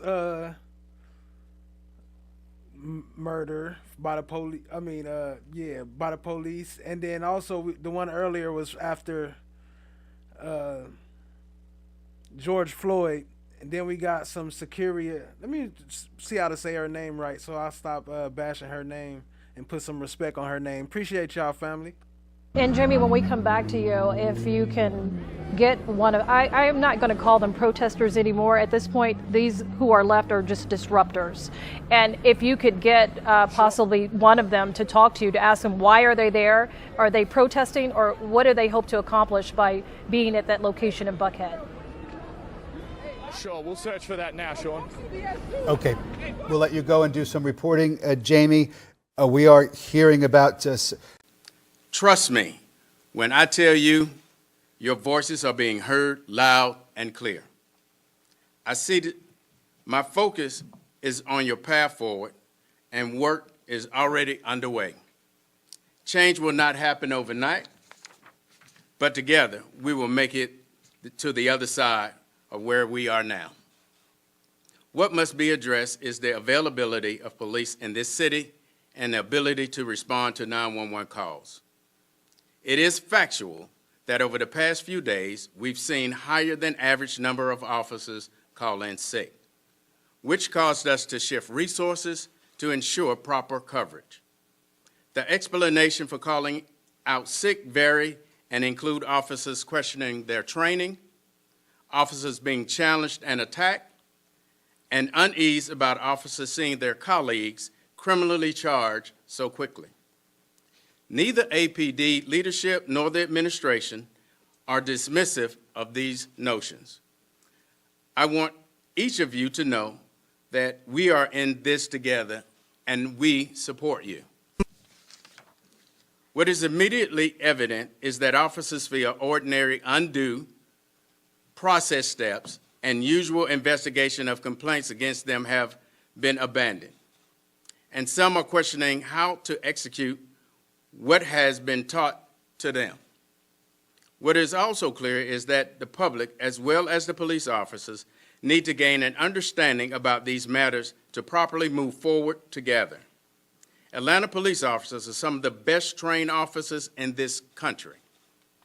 Like any organization, we have room for improvement, and we welcome input in that respect. But there has to be an understanding regarding process, SOPs, and training. My proposal is to stand up teams within our Office of Professional Standards that are dedicated to swift, fair, and thorough investigations of certain complex complaints. We simply cannot have investigations drag endlessly while officers are in limbo and members of the community await answers. Additionally, we'll begin reviewing our training programs for improvement, expanding in areas of de-escalation, implicit bias, and peer intervention. It is important to understand that our training and our disciplinary process are in a place for the protection of our officers and the citizens we serve. They must both be adhered to for clarity and understanding. Make no mistake, I will defend our disciplinary process, and I am committed to fair and thorough investigation and upholding due process. As for the primary objective, the safety of this city, the safety of our city, that our brothers and sisters on this force, though some officers are in a space of concern and choose to seek out due to the fear of protest, many officers continue to answer the call. Over the past few days, we've stretched our resources to address demonstrators simultaneously responding to 911 calls. This volume of activity can be taxing on any department. We are the largest police department in the state and have the resources to ensure safety to our citizens. If you call 911, a police officer will respond. The Atlanta Police Department has not given up on the citizens the city that we love, and we ask that you not give up on us. We've made tremendous strides in Atlanta. We are not a perfect department. While he was about to say citizens and then corrected himself and said, never mind, forget the citizens, we're not giving up on the city. That's basically what he's department and are always working towards improvement. He could have said the citizens or our city and our city, but he said, our city. But we are not a department known for flagrant abuse, hate, or injustice. We encourage due process for those we encounter as well as ourselves. We are all upset by the recent events, and we are also concerned for our fellow officers. I implore you to channel the concerns for the fellow officers by having their back. At this moment, I implore you to remember why you became a police officer. Why we did not choose this line of work because it was easy. We became officers because we wanted to help people in distress, make a difference in our communities, and simply serve and protect. We've not. And again, so y'all remember who he is. That's the one who put together the new Apex unit, the Titans, and the new Titans and all that. The new Red Dogs, basically, is what I'm trying to say. Not giving up on this city, nor will we tolerate lawlessness and injustice. And I want it to be clear: we will not tolerate lawlessness and injustice in this city. We recognize room for improvement, and we will work quickly to get there. To my APD family, I'm here for you. I believe in you. You have my support. I want you to know that you also have the mayor's support, and she remains committed to our safety and success of the department and the city. As the mayor examined ways to help build upon the success of our department, our officers will have the chance to speak directly to her in the coming days. And now,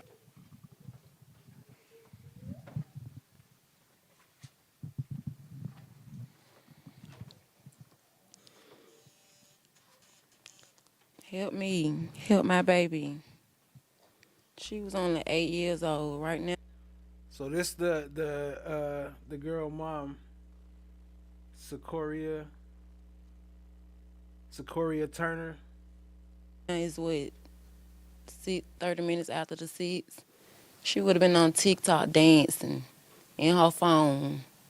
Just got finished eating. We understand the frustration of Rayshard Brooks. We understand. We ain't got nothing to do with that. We innocent. We didn't mean no harm. My baby didn't mean no harm. Somebody knows something.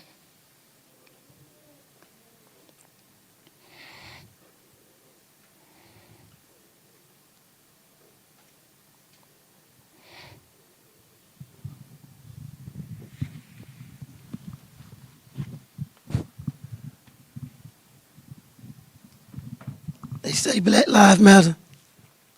You killed your own. Killed your own this time.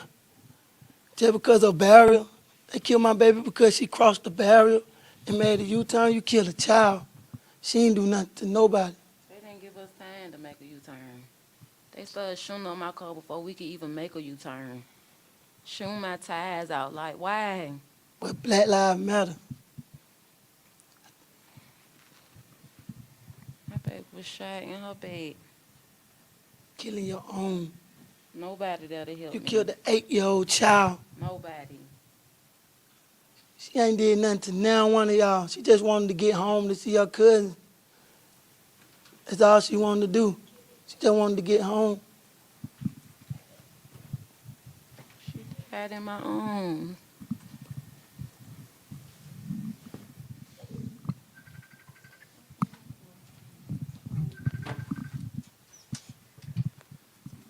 No, and the sad irony of this, you all watched the video of Rayshard Brooks, he talked about wanting to get home for his daughter's 8th birthday.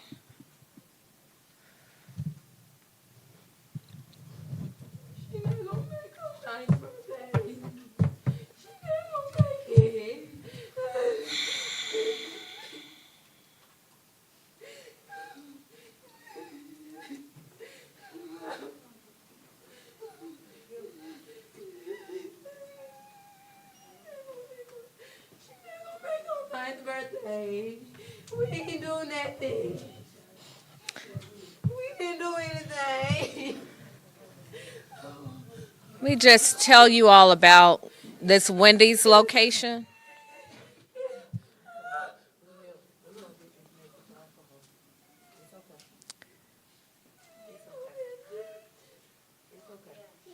The time for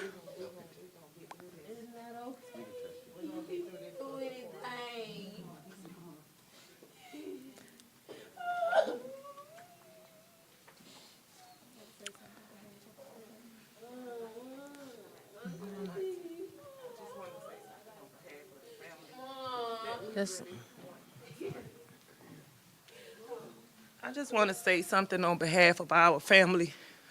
We're going to get through this because we are just that, a family. Whoever did this, we asking the public, we are pleading, call Crime Stoppers, call the Atlanta Homicide. If you're in a different county, DeKalb County, call DeKalb County Homicide. If you see this person in a vehicle, get a tag number, something. We are pleading with you to come forward for this. We are pleading. This is a child life gone too soon. We are pleading. Anybody, if you know anybody that knows somebody that know this person's a person, please, we beg you. We beg you, please, please. Let's do this, bring this in for justice. If you out there and you hear this plea for a family to be able to sleep better at night, because Secoreia, my 8-year-old beautiful niece, got taken away out of nothing. I ask you to please just turn yourself in. Please, turn yourself in. This is your friend, your neighbor, your cousin. Please, please. We urge you, we beg you, please, call Crime Stoppers, call Atlanta Police, DeKalb County Police, whatever police, call somebody so we can get this case settled and get justice for Secoreia. Please. Thank you. Thank you. So we had, as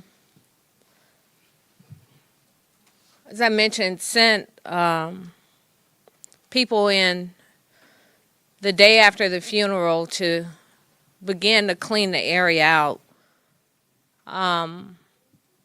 At the request of Councilmember Shepard, our public safety chair, and our city council president, we had not completely closed the Wendy's location yet, given an opportunity to have discussions, giving them an opportunity to have discussions with the people who were still at the Wendy's.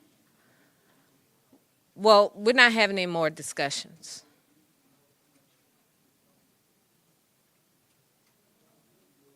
It's over. It's over. We're not gonna keep. We're not doing this. It's over. So again, I tell you, if you are looking to be a part of a solution and not a problem, then you're gonna have to clear out of that area. Because this discussion and mediation and it's over. At the point that an 8-year-old baby is killed, the discussions have ended. Do you have anything else?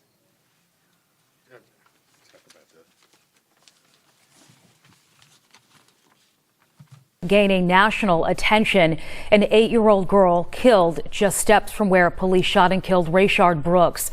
Secoreia Turner gunned down on July 4th while riding in the car with her mother. Community leaders now calling for major change. Nick Sturdivant is live outside APD headquarters with more on this tragic case. Nick. Good morning, Sheba. There is now a $10,000 reward for any information when it comes to the shooting death of Secoreia Turner. At yesterday's news conference here at APD, Mayor Bottoms said it simply, enough is enough. This has to stop. Police say right before 10 o'clock Saturday night, Secoreia was in the car with her mom when a group of armed men shot at them as they were trying to pull into a package store on Pryor Road. Secoreia was rushed to Atlanta Medical Center before she died. It all happened not too far from where Rayshard Brooks was shot and killed last month. People who live in that area say it has been under siege. We are told there have been a group guarding the Wendy's, putting up roadblocks on University Avenue, refusing to let people through, even getting violent at times. Mayor Bottoms said the barriers were removed, but the barriers eventually went back up. Soon after, 8-year-old Secoreia Turner was shot and killed. For the past couple of days has been open and clear with not a lot of activity. So I think that last night's blockade took everyone by surprise. I was in the car with my 6-year-old son on that same route, and I just decided to turn around, and it could have been my child. And that was Kimberly Jones, the president of the South Atlanta Civic League. And at yesterday's news conference, interim police chief Rodney Bryant says while that Wendy's is a private property, that officers are working to make sure people are not blocking the public roads nearby. All right, Nick, thank you. And Secoreia's family, the mayor, even the governor are making a desperate plea for help to find her killers. Everyone begs you to please just turn yourself in. Please turn yourself in. This is your friend, your neighbor, your cousin. Please, please. You shot and killed a baby. And it wasn't one shooter, there were at least 2 shooters.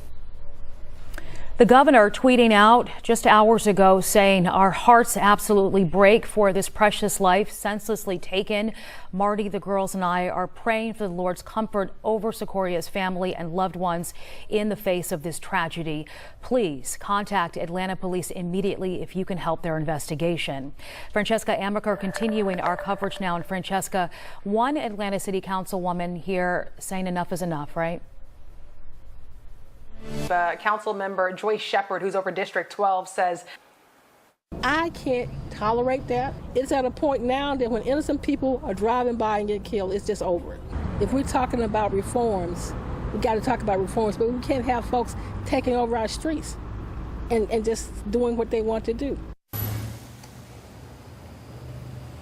Now, she goes on to say that we need police at this point, but we need to make sure they are doing the right thing, making sure that police, when they confront our citizens, that they are trained properly. Now, police officers in Atlanta have said that they are feeling that administrations do not support them. So let's see what you all are saying since we are where Atlanta speaks. Eric Miner says, yeah, we need our police officers. We need them to be accountable and do their job by the book. Also, we have Betty Youngblood. She weighs in and says, you need to bring order before you are unable to bring order. And a massacre happened in our streets. Protesting is fine, but impeding others is a bit much. Now a child has been killed.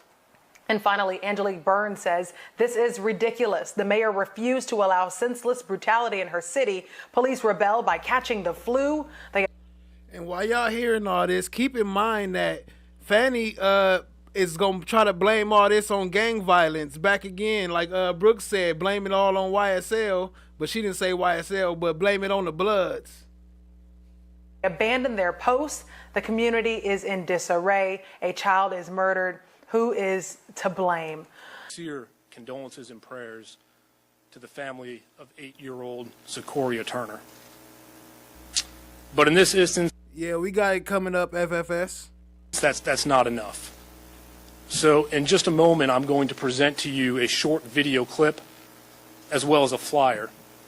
And at that point, I'm going to plead for the assistance with the public in helping us get a person of interest identified in this case. On July 4th, at around 9:45 p.m., Secoreia Turner was the passenger of a 2016 Jeep Cherokee.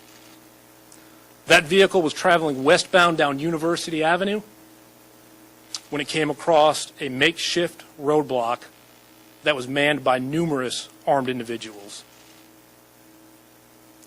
The driver of that vehicle attempted to go around that roadblock, at which point that vehicle was immediately met by gunfire, resulting in the death of an 8-year-old child. Could you please play that video? Wait a second, because we have to change filters. Sure.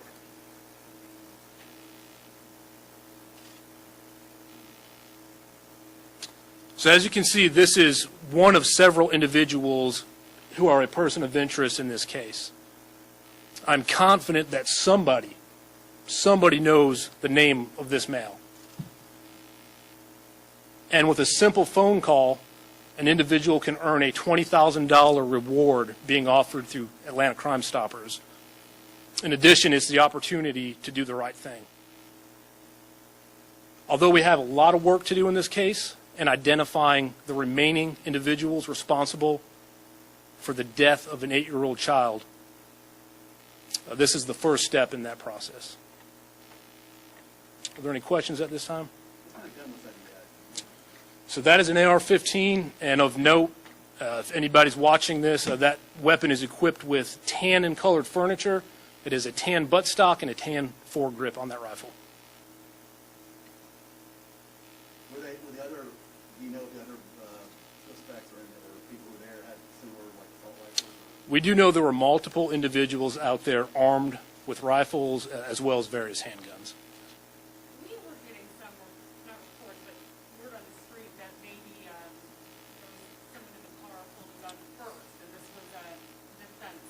So we've investigated that aspect. We have video evidence that suggests that did not happen. We've also processed that vehicle, and there is no ballistic evidence to suggest that that occurred at this point. How many other suspects are you looking for? So we believe at this point there's going to be at minimum of 3 additional suspects. And of course, as we have time to progress through the investigation, that number can change.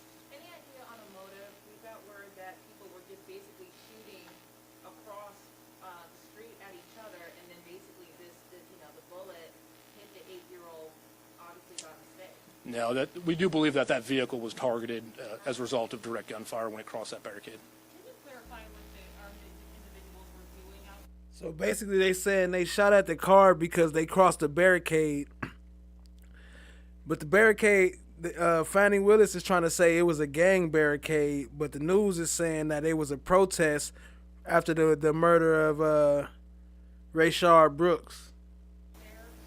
So at this point, we know they were out there. I'm not sure what their purpose is, and that is something that, we hope to figure out in the days to come. Investigation into the police killing of an activist Wednesday during a violent raid on an encampment of protesters opposed to the proposed $90 million Cop City training facility in a public forest. Law enforcement officers, including a SWAT team, were clearing protesters who'd occupied a wooded area outside the center when police claimed they were fired on and fired back. Police say a Georgia state trooper was wounded by gunfire. Activists have now released the name of the victim of the police shooting, longtime activist Manuel Terán, who went by the name Tortuguita. In an audio statement sent to Democracy Now! Thursday, an Atlanta forest defender describes what happened and who Tortuguita was. They asked to remain anonymous and for their voice to be distorted for security reasons. On Wednesday, January 18th, multiple police departments descended upon Weelaunee People's Park in unprecedented numbers and force. They blocked access to the park on both roads and bike trails. Some people were arrested for attempting to document police actions that day at the park. Gunfire was heard at 9:04 a.m. About a dozen shots fired in rapid succession, followed by a loud boom about a minute later. For hours after the murder of Tortuguita, police continued to hunt, assault, and arrest our brave forest defenders. Those defenders in trees were targeted with pepper bullets. One tree sitter had their tree house, which stored food and water, cut from beneath them. They were left without food and water for over 12 hours up in the tree, as police waited at the base of the tree to capture them. This same tree sitter continued to stay in their tree until the next morning when they were arrested. Other forest defenders were chased by police dogs. These defenders had to hide and flee for their lives, all the while with the nauseating knowing that their dear comrade had been murdered in the sacred land that we call home. Tortuguita was a radiant, joyful, beloved community member. They fought tirelessly to honor and protect the sacred land of the Weelaunee Forest. They took great joy in caring for each and every person that they came across. Tortuguita brought an indescribable jubilance to each and every moment of their life.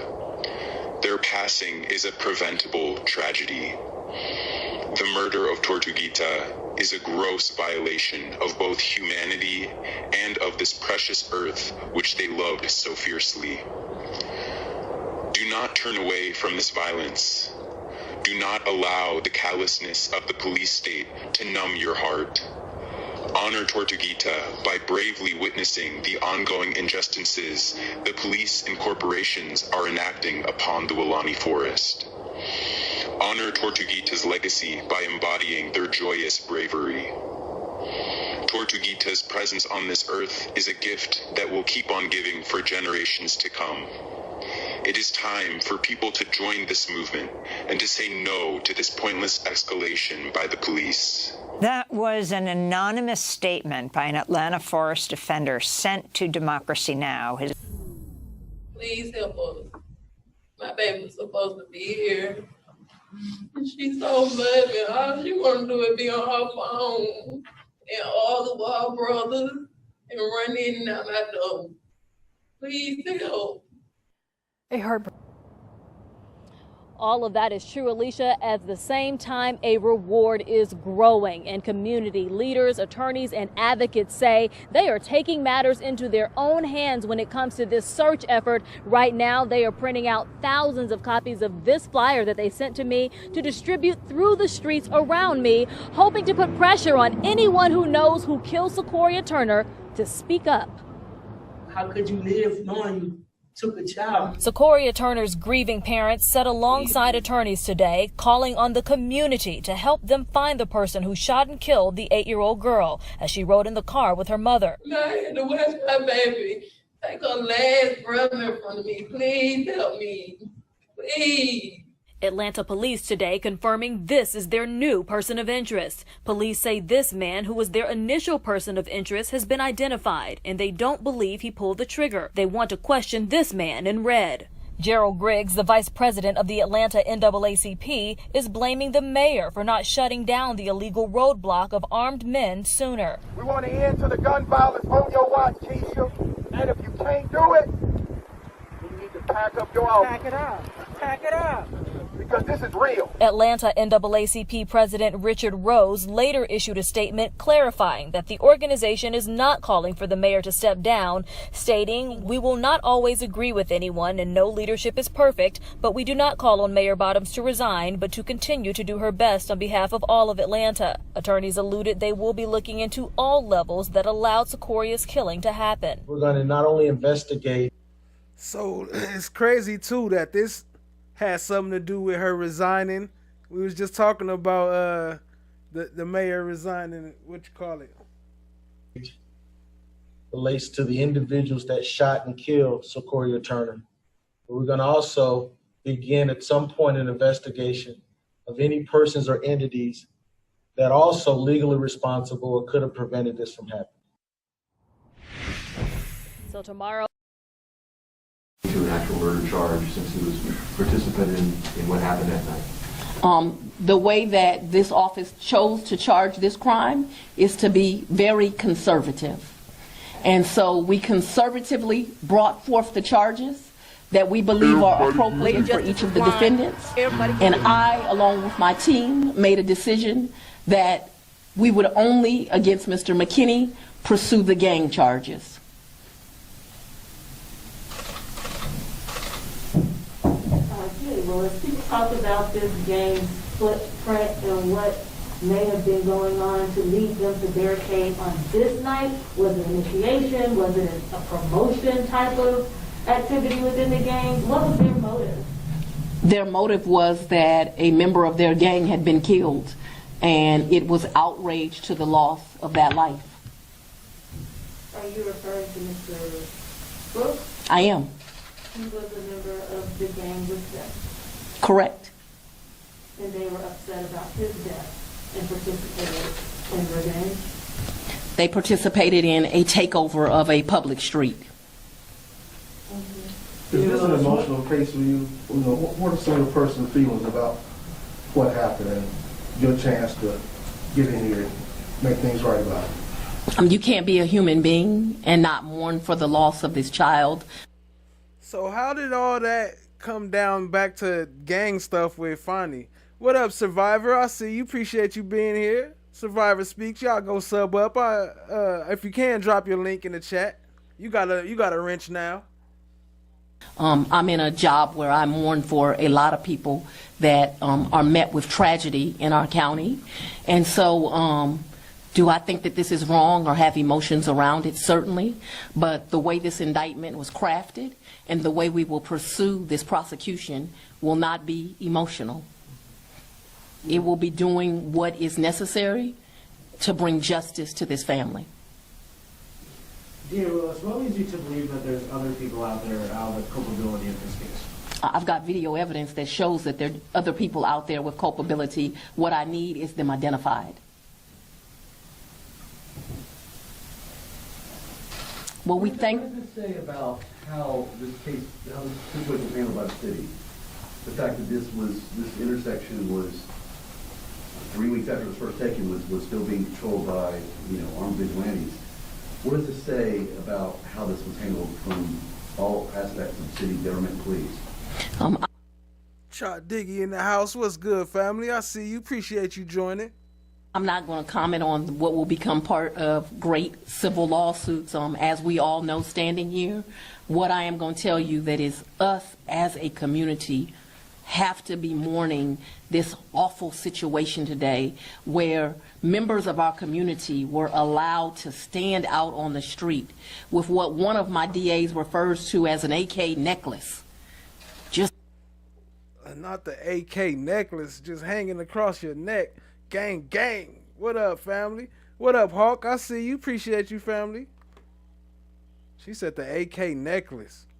Brazenly holding an AK around their neck and walking back and forth and having the audacity to stop city buses and citizens that wanted to travel down this street, and for us ultimately losing the life of a baby.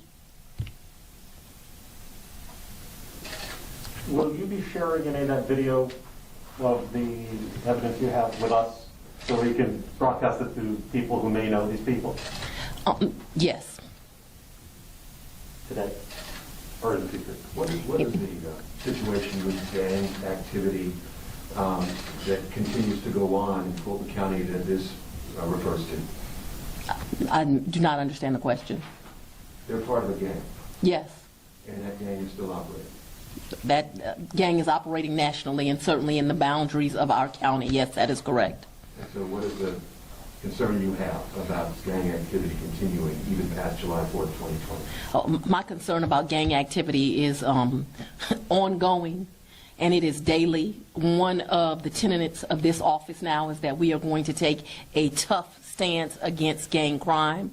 What we understand is that a lot of the violent crime that we are seeing is at the hands of gangs, and so it is terribly concerning, and we are empowering law enforcement to look for gang evidence, to use gang evidence, and that if they bring it forward, this office will prosecute it and put our best and our brightest on it every time. Lady Justice is blind. Everybody can hear. Rayshard Brooks' involvement with the Bloods. At what point did that come up, and how did that sort of crystallize things as far as, that this was a gang operation? Well, Christian, I know that you recall that my office began to spot indications of that, but we are a very cautious office. I tell my people, let's don't overdo it. Let's just do what the facts and the evidence show us. And so we took the evidence that we suspected we were seeing, and we gave it to the Georgia Bureau of Investigations. And I cannot praise Vic Reynolds enough for, one, taking me up on my offer to, in fact, put someone on this case and investigate it. But they did a really good job and a thorough job of investigating and taking their time. And through that investigation, these things that we were already seeing in the Atlanta Police Department's investigation became crystallized. And in the warrant, it says that the GBI had already, from a prior investigation, established Rayshard Brooks as being a member of the Bloods. Is that correct? You know that I do not have access to the Rayshard Brooks case, as I was recused from it, but through some of the file that was... Wait, did she just say she was recused from it? Yeah, that's what I was saying earlier. She got herself recused though. She fought for the recusal. We got that coming up too. FFS said, "What's an AK necklace?" It's an AK hanging around your neck. Was turned over to us in this investigation that my guess is also in that investigation that is information that they did know. But it was not information we initially had access to. Well, we thank you for your time this afternoon. Thank you. Excuse me. As the mayor stated, last night we had a unique night as it related to what occurred during the 4th of July. We actually had 6 incidents involving shootings where 23 individuals were actually struck, and out of the 3, we had out of the 23, we had 3 homicides. And that was a very challenging night for us last night. Additionally, we had a traffic fatality and assisted, as the mayor stated, Georgia State Patrol as it relates to the incidents that occurred at their troopers' headquarters. And the mayor stated it clearly that our posture has changed as a result of how we will handle certain given situations. Again, we are in full support of those who are willingly to protest peacefully. But once we recognize that an individual is violating the law, we will assure you that we will take action.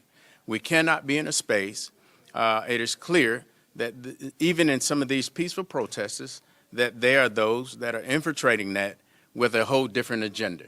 I think the mayor stated it clearly that one of the things that we must do for those that are in those peaceful protests is to separate themselves and point out those agitators and the people that are not part of their protests.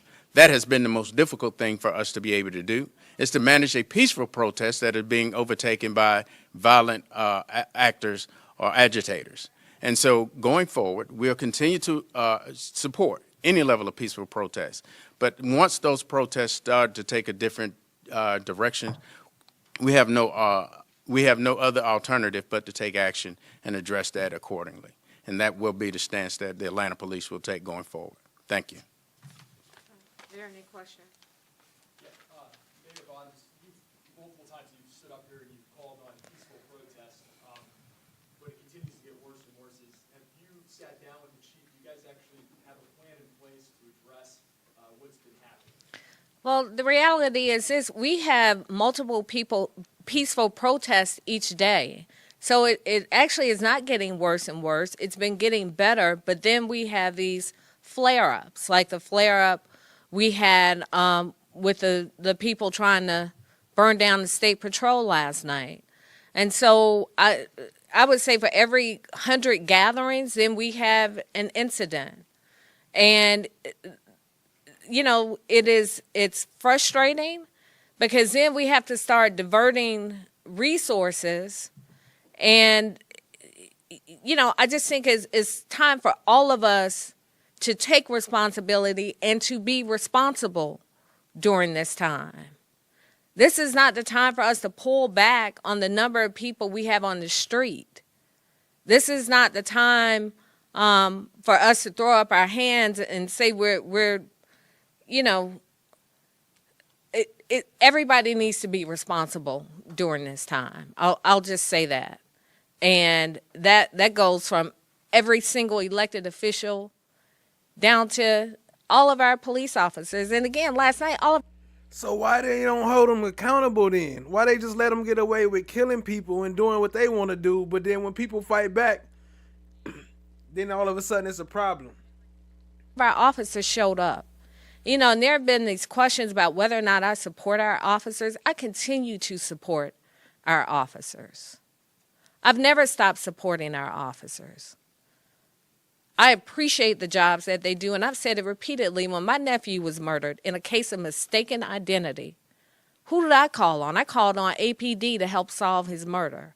So I personally know how important our officers are. And I've met Chief Bryant when he was my zone commander in Zone 4.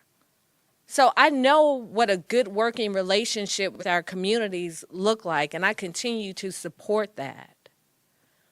But it's a tough time in our communities right now, and it's a tough time on our officers right now. We're catching it from they are wreaking havoc and killing children, innocent people in our communities. One follow-up to that, and Chief Bryant can answer this job and the oath they took that they will be able to go home to their families. So let me just address that, and our city attorney is here, so she'll correct me if I'm wrong. You know, and I'm very mindful of bringing this up about the historic pay raise that we gave the police officers, because I don't want anyone to think that I think this is about us paying more money. But the point of my bringing that up is that I didn't have the support of a single police union in the city, state, or country. When I came in, I felt like our officers were underpaid when I came in as mayor, and they deserve more money because they shouldn't have to work 3 jobs, and they should be able to go home to their families and not be fatigued and resentful about policing in our city. So that was the commitment that I made, even when they didn't agree with me being the mayor. That commitment stands. But the reality is that as mayor, I have the authority to hire and fire every single employee that we have. That's the reality of my being mayor. And the union. And Brooklyn said, "Who is that, Miss Love?" Yo, I got a clip coming up later. She look even more like Miss Love. Crazy. What up, God wins? I see you, family. Appreciate you joining. That says it represents our officers don't even have a formalized agreement with the city. There is no collective bargaining agreement. As a courtesy, which I think is an important courtesy, we allow them to say that they represent our officers. But I think with that comes a responsibility. So you claim it's politics, but yet you have a Senate, someone running for Senate at your press conference. That's what the union did. So I said it and I'll say it again. I made the decision to fire the officers, which as mayor and the CEO of the city in charge of 8,000 plus employees was my prerogative. Paul Howard made the decision to charge the officers. Paul Howard did not consult with me. He made that decision. And people can go to the polls and express how they feel about that decision in a few weeks. What I've also said is that in addition to those use of force cases, there are at least 17 other ones that have been sitting on Paul's desk for over a year. My request is deal with those use of force cases as well. Because in the same way Rayshard Brooks' family wanted swift action. The college students' families want swift action. Jimmy Atchison's family is waiting. Oscar Kane's family is waiting. And the 15 other ones sitting on the desk. So, to the extent that I have inserted politics in any of this is because I'm a duly elected official as mayor. And that responsibility includes the firing of employees, which I made that decision. I will own that decision. That is not an indictment of our entire police force. In fact, and real quick, Brooklyn, you was asking when is our next show. The next show gonna be Tuesday the 8th. Tuesday at 8 p.m. Eastern. I'm gonna probably be doing the cartoon editing show for my next cartoon. So y'all tap into that. Appreciate y'all who donated and help us reach that goal. And yeah, we're gonna get it in on Tuesday. Appreciate you, family. my mother used to work at the police academy. I have a great deal of respect and regard for our police officers. But what happened last night with this little girl wasn't about police officers pulling back. Nobody pulled back. Everybody showed up last night, and I appreciate it. Because even in the midst of how our officers are feeling right now, they're still showing up, and they're still doing an honest day's work. This is about some people who don't have any respect for life and a life of a child. That didn't have anything to do with our police officers last night. Yes. Mayor, should the gathering in the Wendy's, should that have been disbanded earlier? Well, you know, the interesting thing about that, Scott, I rode past there this week. I rode past there about 9:30 one day this week. There were just a few people out there. There were some people, there were some tents up. There were some people walking through the parking lot, looking around. I rode through University, you know, I was able to get through. So it's been these flare-ups. So, you know, from Joni Ford, what's good, family? I see you. Appreciate you. Based on what Secoreia's mother said, somebody shot from Wendy's and from the parking lot of the package store. So even had the Wendy's been completely cleared out, somebody opened fire in the parking lot of the package store. You know, I mean, I have 4 kids. My youngest are 9. So, I mean, this is terrible. I cannot begin to imagine the pain that those parents are going through. But even if nobody were in that Wendy's parking lot, somebody in that package store parking lot shot that little girl in the back seat. I just want to clarify, so the shooting was provoked by them crossing some kind of line or barrier? What up, Just Ani? I see you, family. Appreciate you joining. Y'all hit the like button. I'm going to let Chief Bryant speak to that. But again, I'm just reminding you all, Georgia has an open carry law. Unless somebody is pointing a gun or doing something unlawful with that gun, that simply because they're walking around with this gun doesn't give us probable cause to stop them. But I'm going to let Chief Bryant speak to that. And Nina, I don't know if you have anything to add to that, but. So as it relates to how things were set up last night, we got the report that they had begun to put items into the street. Prior to that, we had not had any reported incident that they were doing this. Based on the information of evidence that we have collected, is not determined, we can't fully determine if they had actually crossed that barrier or they were approaching the barrier, but they were attempting to get into the package store. What we do know is based on the information that the mother gave, they were challenged as they were trying to enter into the package store. So if they actually crossed the barricades, that's undetermined at this time because investigation is continuing. However, and as well as the mother actually left the scene to take her child to the hospital. So they weren't actually on the scene for us to really have a investigation there. But we will be able to flesh that out during our investigation.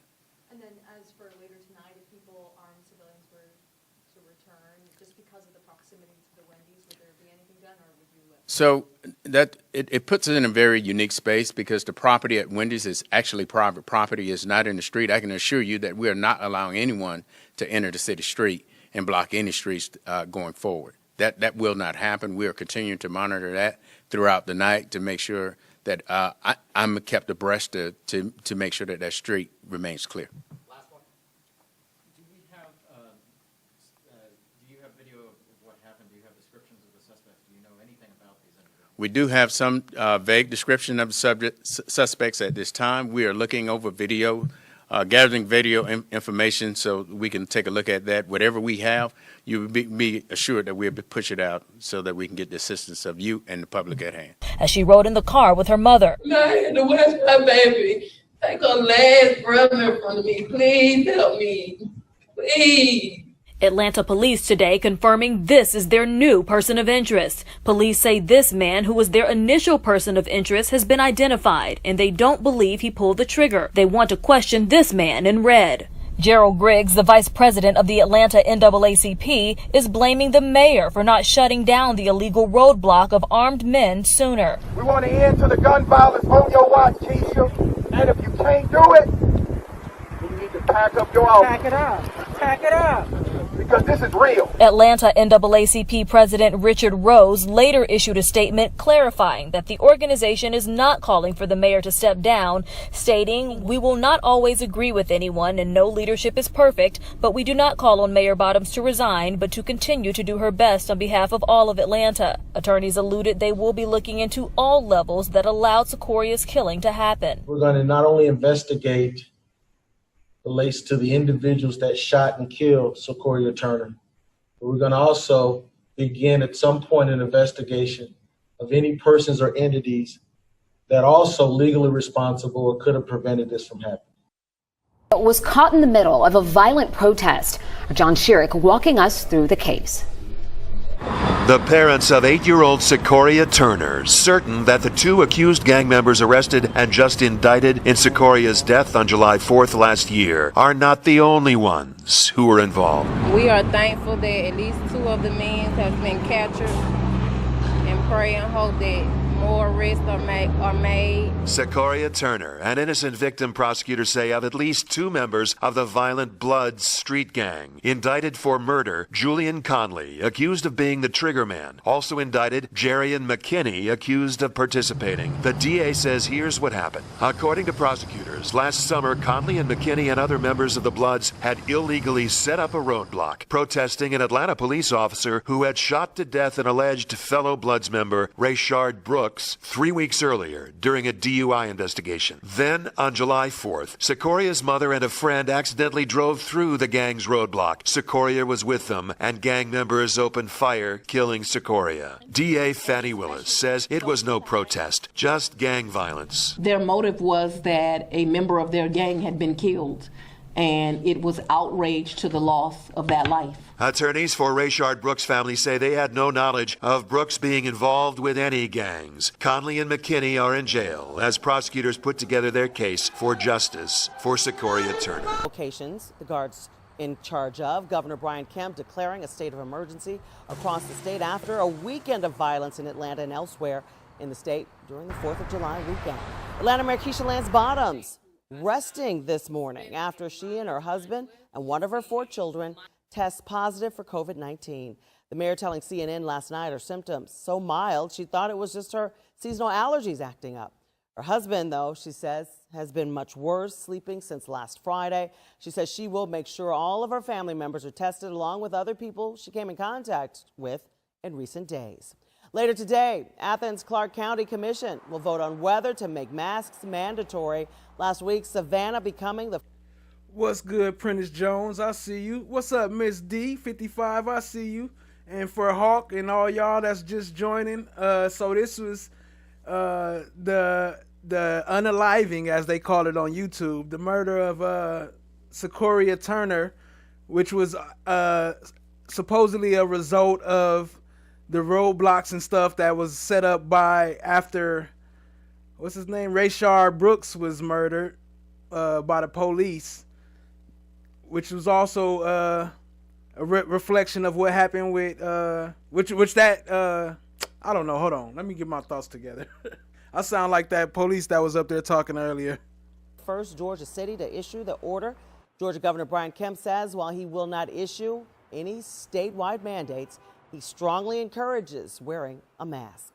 Dozens of colleges and universities in Georgia changing an about face and will require masks inside campus buildings. The University System of Georgia says the mandate for all 26 of its schools, including the University of Georgia in Athens and Georgia Tech in Atlanta, takes effect July 15th, 1 week from tomorrow. Face coverings will be required inside all campus buildings, but not in students' dorm rooms or the private rooms. Anyone who refuses to obey the rules could face disciplinary action. No spaces. Hit by an all-terrain vehicle during protests over George Floyd's death is back home. In late May, you may remember Officer Max Brewer was directing traffic during the protests when Avery Goggins ran right into him. Brewer broke both of his legs in that crash. He had been in the hospital ever since. The suspect facing charges for reckless driving and driving under the influence. All right. I just, let me clarify something, because I know you all will come back and ask about this. Chief Bryant said we didn't have any reported blockings of the street.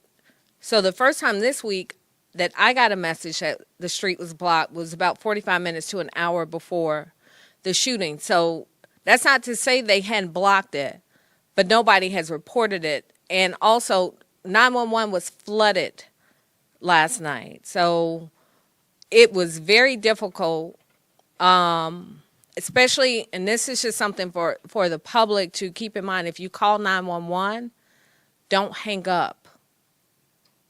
Because sometimes people will hang up, call back, hang up, call back. It's going to put you in queue. Just hold on a couple of minutes and give an operator an opportunity to pick up. Were you here in town for everything last night? Yeah.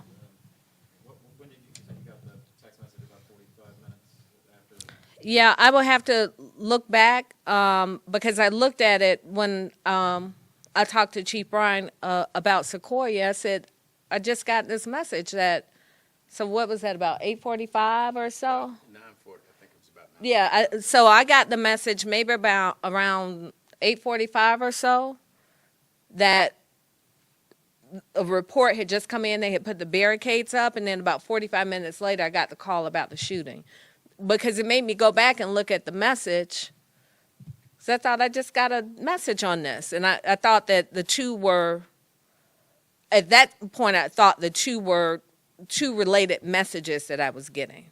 What do you know about the protesters? I mean, there's so many different people from all over the place protesting. The people doing the roadblocks, like, I mean, has anybody had conversations with them, or do they live in the neighborhood? Because it seems like we talk to church leaders who are right down the street, and they're like, I've never seen these people before. We just want our No. Can you all speak to that? A little bit.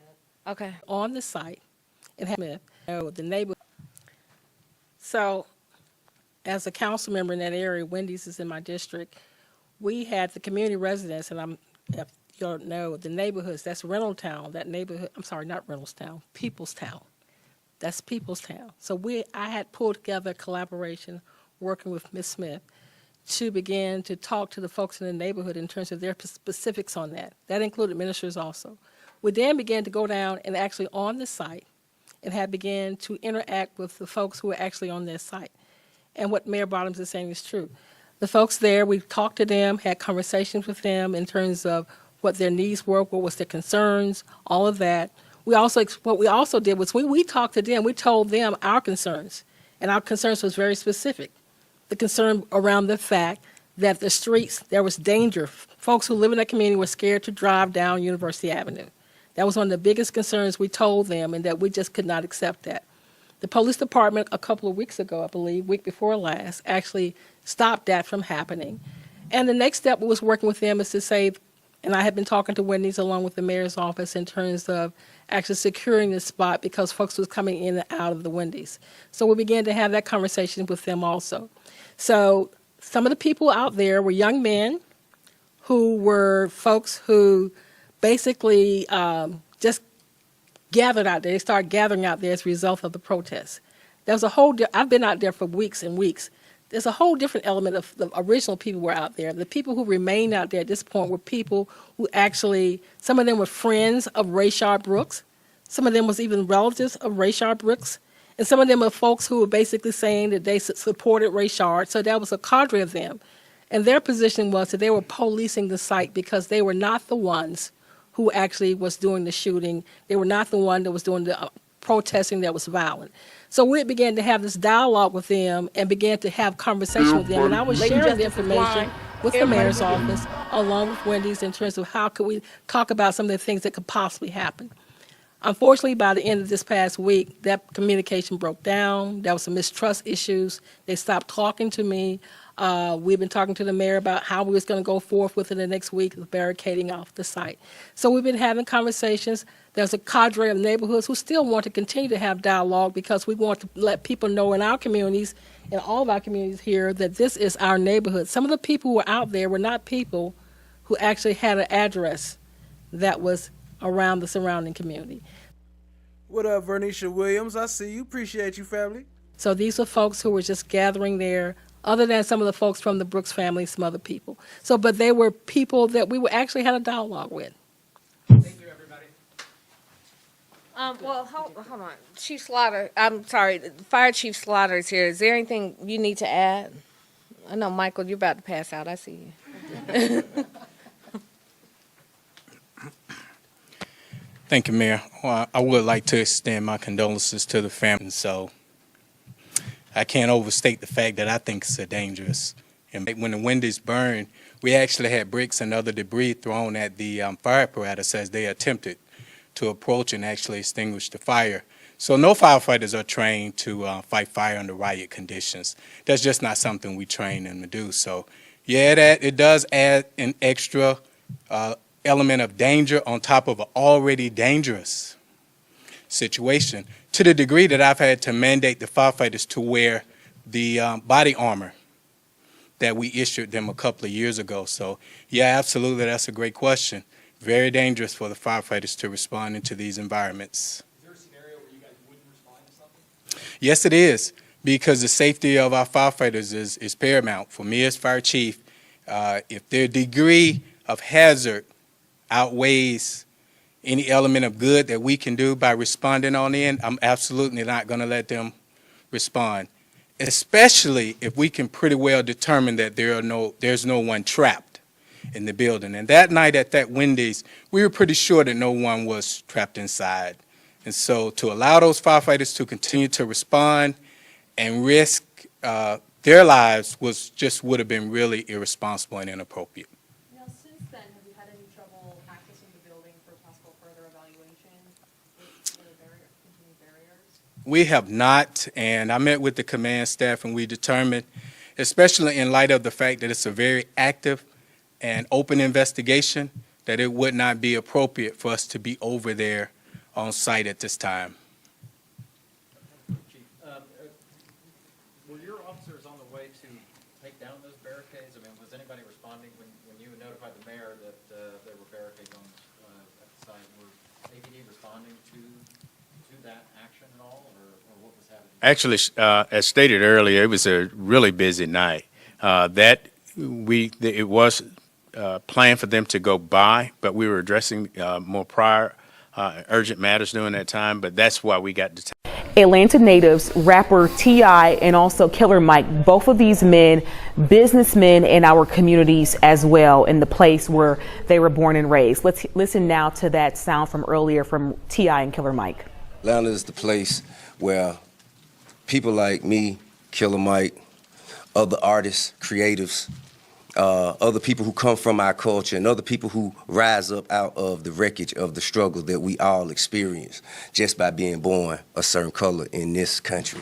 But Atlanta is a place where we can set an example of prosperity, and we've done that for generations. People like Dr. King, Maynard Jackson, Ambassador Young have paved the way for us.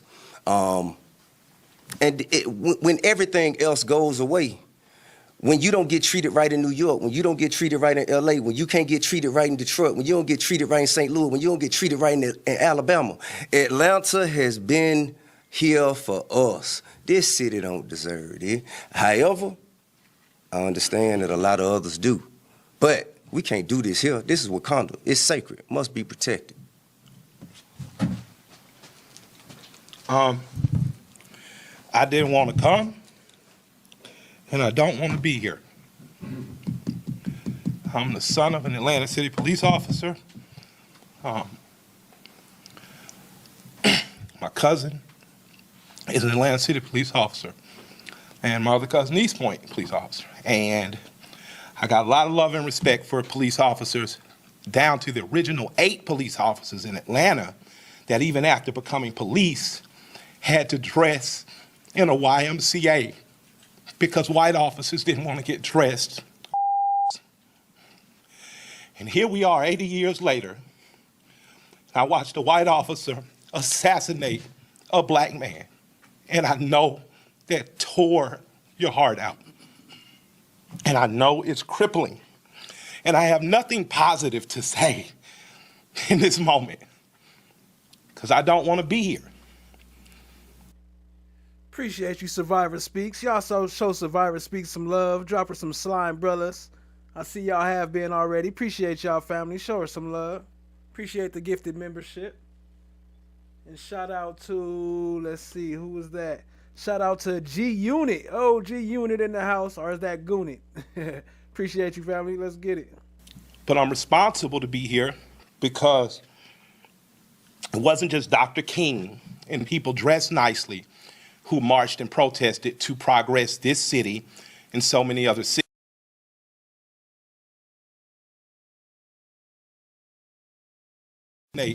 A black man. Family. And I know that tore your heart out. But I'm responsible to be here because it wasn't just Dr. King and people dressed nicely who marched and protested to progress this city and so many other cities.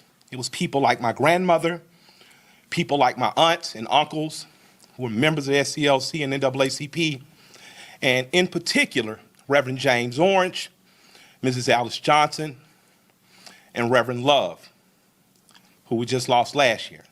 So I'm duty bound to be here to simply say that it is your duty not to burn your own house down for anger with an enemy.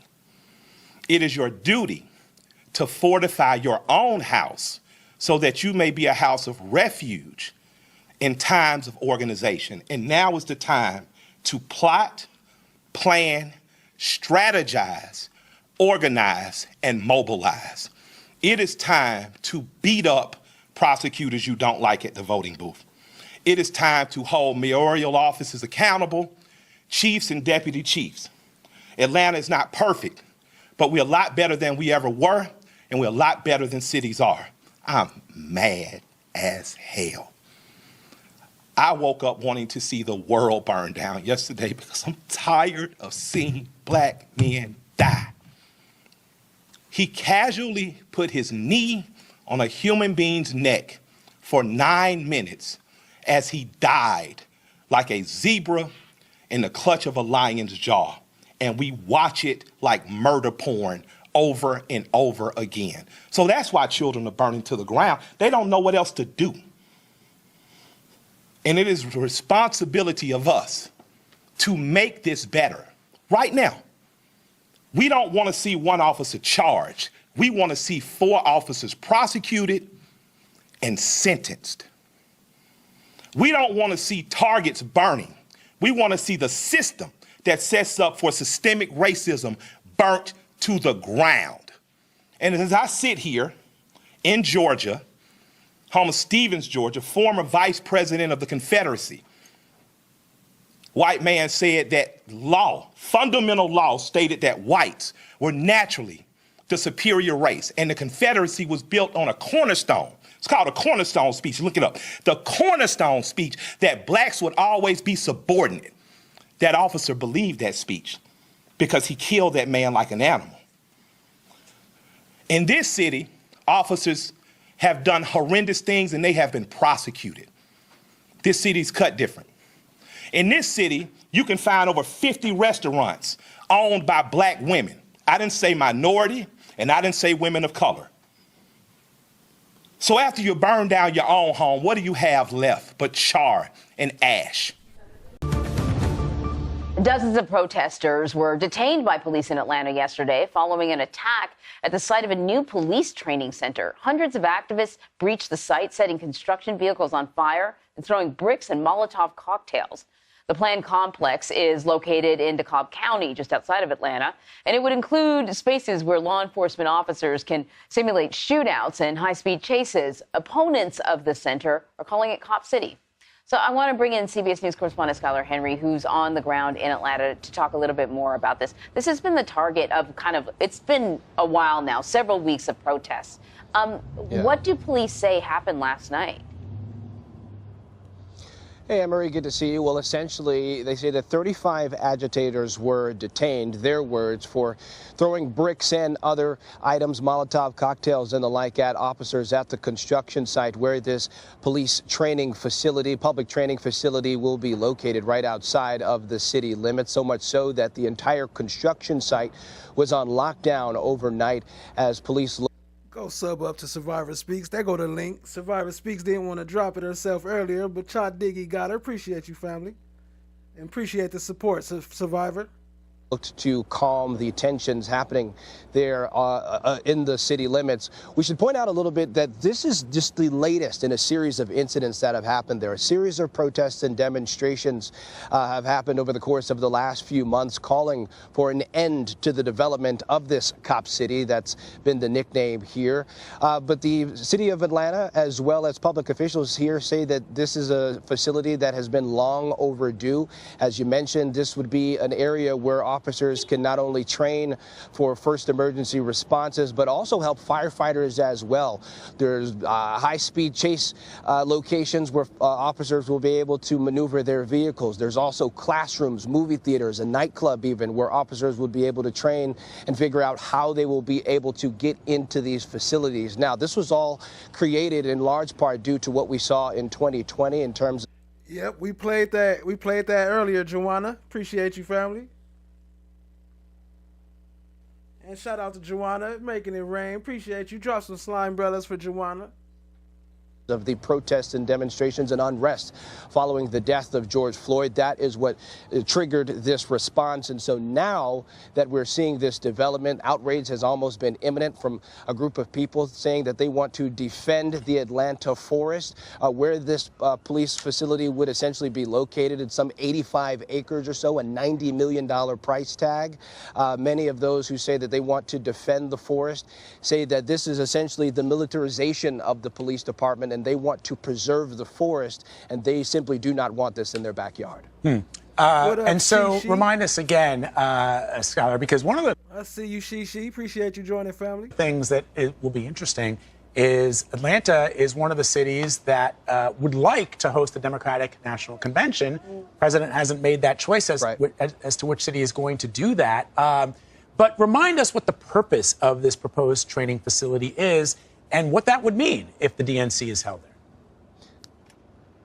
Yeah, well, we're talking about a facility that essentially would serve for departments and law enforcement agencies, not only here in the state of Georgia, but around the region as well, that would be able to come here, come to this facility and properly train to respond to emergencies that happen in all forms. I talked about the classrooms and nightclubs. Unfortunately, those have been incidents where we've seen mass shootings and other instances happen where officers have needed to respond to. And so officials here believe that having this training facility in place would essentially allow officers to be better prepared and able to respond better. But we should also mention that firefighters and other EMT officials will be here as well.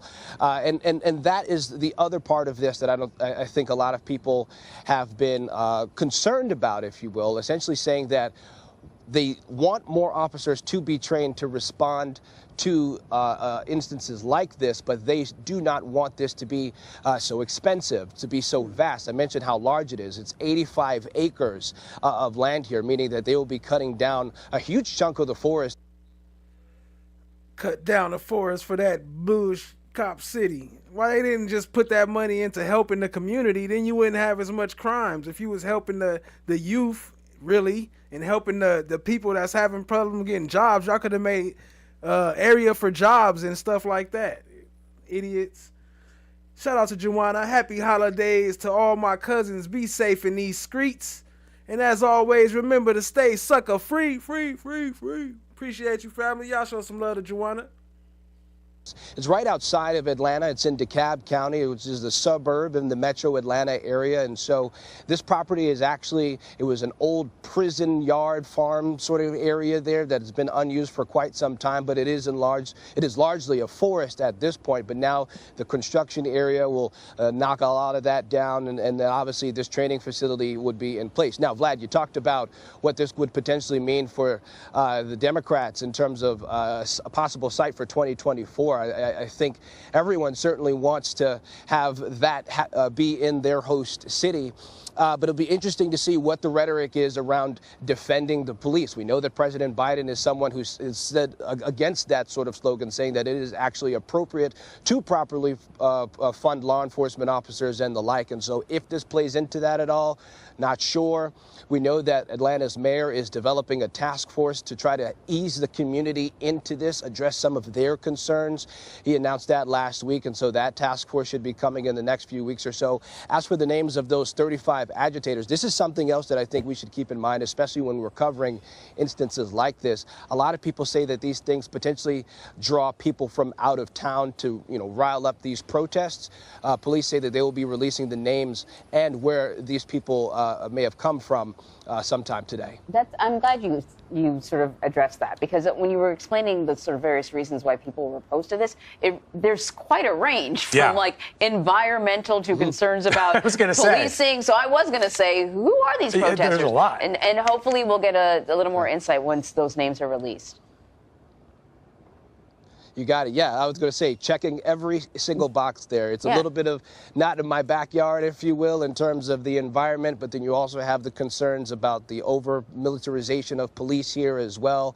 There are also other concerns where people say that space could be used for something more productive for the community, park space, potentially businesses and something else like that. And so I think a lot of people have a vested interest in this particular plot of land, but unfortunately, the clash is between protesters and law enforcement because this police training center appears to be coming. And we begin tonight at 6 with a developing story. Atlanta Mayor Keisha Lance Bottoms tells Fox 5 she expects more subpoenas at City Hall. The mayor made those remarks at the Atlanta Press Club today, just one day after news broke that a federal grand jury subpoenaed city records relating to former Mayor Kasim Reed. Well, senior I-Team reporter Del Russell is following this story. Been with it from the very beginning and joins us now with the latest on the mayor's comments. Russ, and what a story it is as it is unfolded. These subpoenas rock City Hall as the ongoing bribery investigation in Atlanta touched for the very first time not only the former mayor, but his brother Tracy and his deputy chief of staff. This has to be tough, personally and professionally. Mayor Keisha Lance Bottoms says news of subpoenas targeting. That's the one I was talking about. She looked like love like a mug on that picture, didn't she? Hold on. City credit card spend. This has to. That looked like love. That looked like what she was going for. That's what love was trying to look like. Be tough, personally and professionally. Mayor Keisha Lance Bottoms says news of subpoenas targeting city credit card spending of the former mayor and his deputy chief of staff were difficult to accept. After all, she's known Kasim Reed and Katrina Taylor Parks since high school. These aren't people that I read about in the newspaper. These are people that I've known for many years, and these are people who I've worked alongside. She do look like she could be her sister or something. Shout out to Chan My Black is Golden in the building. What's up? I appreciate you. Much love. The federal grand jury subpoena is targeting these records. Kasim Reed's city credit card bills, which showed thousands of dollars for flights, meals, and out-of-town limousine rides while he was mayor.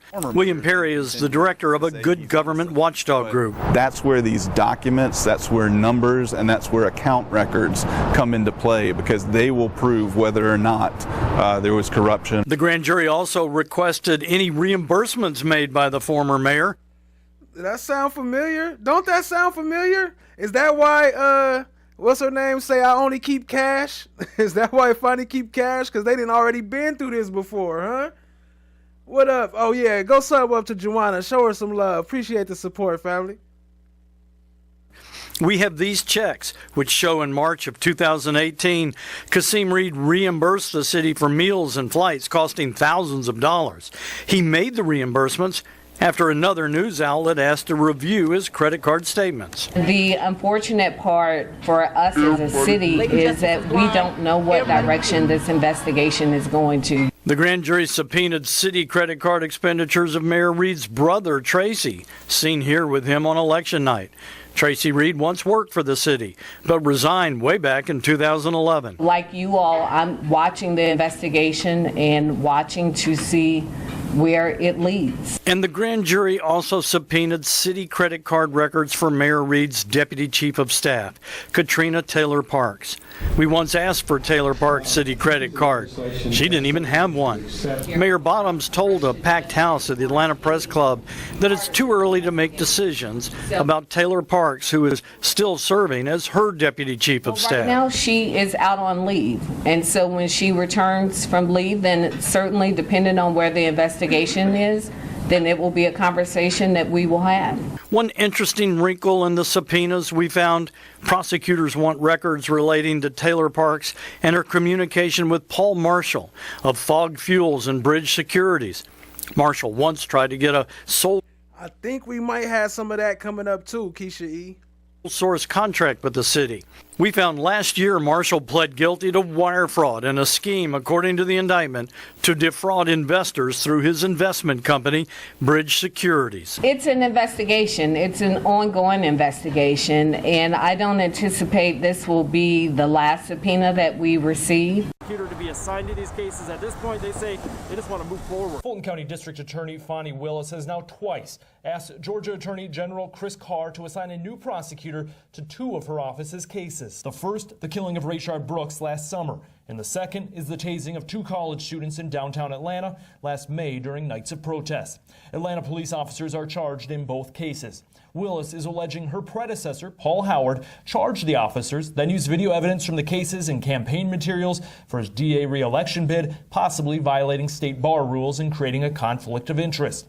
Carr's office, though, denied both of Willis's requests, saying any issues are with Howard, not Willis or the DA's office. Rayshard Brooks' family and the two college students.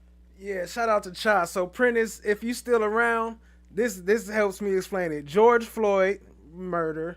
May 25th, 2020, Rayshard Brooks, June 12th, 2020, then Secoreia Turner, July 4th, 2020. Everything was literally a month apart. So yeah, this is all around what I'm covering right now. So appreciate that, Cha. And also, I put this together for a close friend of mine who suggested it. And if they want to expose who they are, then I will gladly give them that credit. But if not, I appreciate you, family. Tanaya Pilgrim and Messiah Young, along with their attorneys, say they were left in the dark during Willis and Carr's back and forth and asked to meet with Willis. This morning, they sat down for an hour and left the meeting joining Willis's call for a new prosecutor, saying it is the best way forward. What the family needs and what they want is just a road to closure, to start down the path to have this thing done and put this behind them. In the Rayshard Brooks case, former APD officer Garrett Rolfe is charged with Right Street starts in my casa. murdering Brooks. Today, his attorney filed a motion to dismiss the case. Rolfe's attorney argues Willis has said her office can't handle the case. Carr denied her request to assign the case to another prosecutor, so the case should be tossed out. It'll be up to a Superior Court judge to rule on the motion. And it will be served. I will get justice. I won't stop fighting until I get justice. No matter how long I have to keep fighting, I will not stop. Last week, Fulton County's DA asked to reassign the case. DA Fonnie Willis claims former DA Paul Howard used the case as a campaign prop. She says that makes it impossible for her to prosecute. An officer shot Brooks at the Wendy's on University Avenue back in June. Garrett Rolfe is charged with murder. Controversial tasing of two college students trying to drive around the George Floyd protests in downtown Atlanta last summer. The two were also taken into custody promptly after that tasing incident. That's right. March 13th, 2020 was Breonna Taylor, too, right there. I have another clip, too. I might see if I still got it. I might play it at the end with a bunch of other collages I made of police brutality. Joe Ripley joining us live now from APD headquarters with the details from the review. And Joe, in this case, documents obtained by 11 Alive, the City Civil Service Board, found the dismissals of both of those officers, basically that they violated both Atlanta city policy and Atlanta police policy. The board claiming the department failed to give sufficient written notice to the officers and failed to allow them proper representation. Its decision coming after the two officers appealed their terminations. They were fired back in May after video showed them tasing two college students and pulling them from a car. Several other officers also were charged in connection to the tasing. In a hearing, former Atlanta Police Chief Erica Shields said she did what she had to do to, quote, make sure the city was stabilized. The officer said they acted in self-defense, believing there was a gun in the car after an officer yelled that they saw one. We were in fear of our life. We were told, I heard gun. I know what the taser does. And I knew that the taser would give us the opportunity to, if deployed correctly, would give us the opportunity to de-escalate that situation. The board ultimately revoked the two officers' dismissals. Atlanta police, though, not commenting on when they might return back to full duty. Meantime,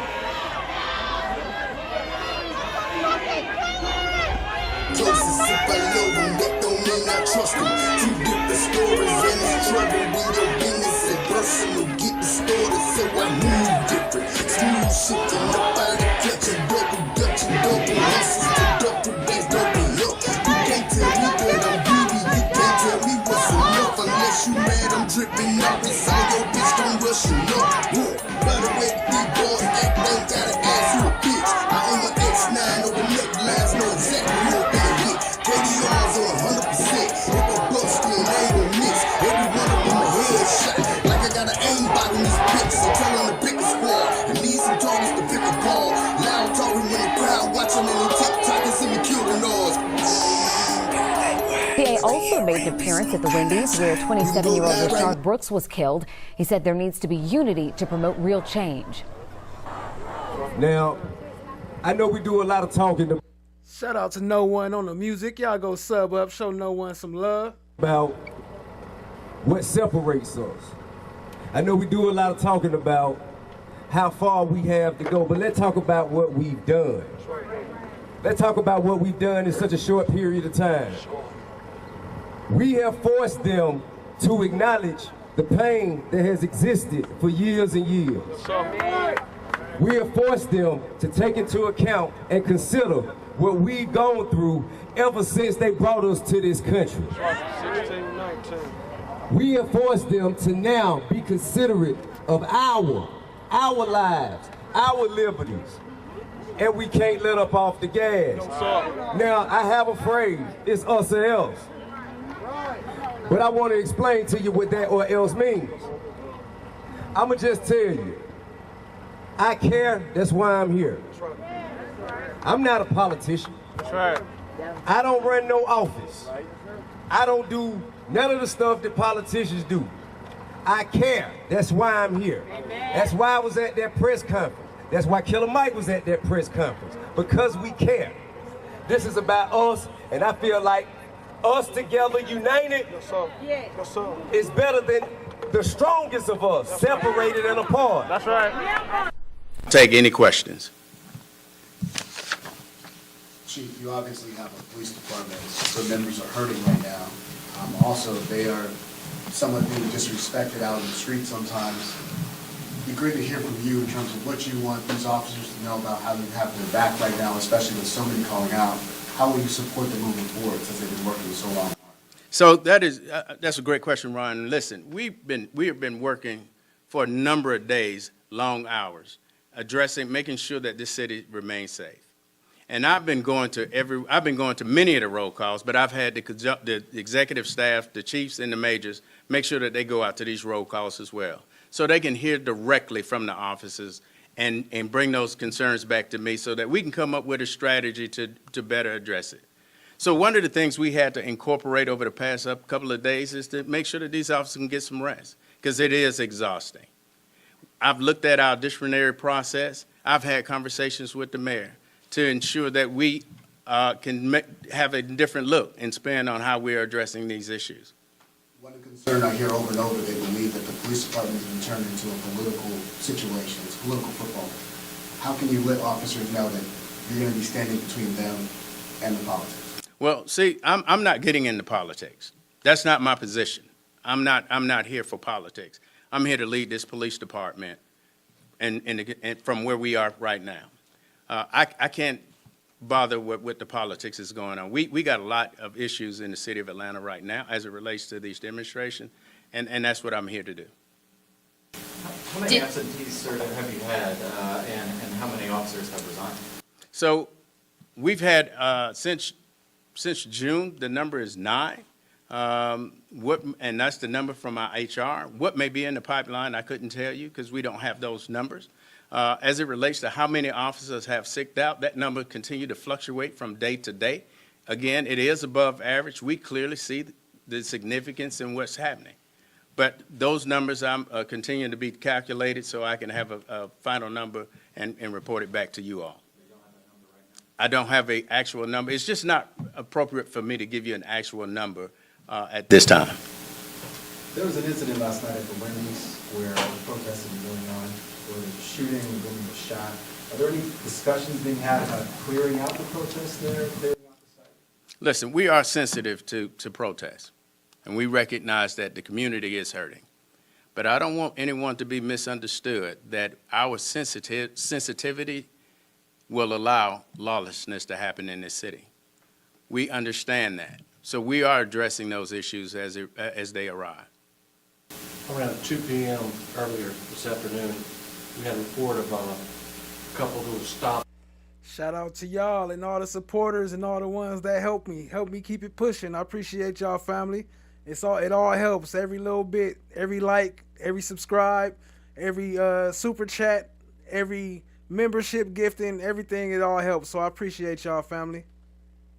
By the Wendy's, by the Every protesters, share. one line asked because they were white and being attacked.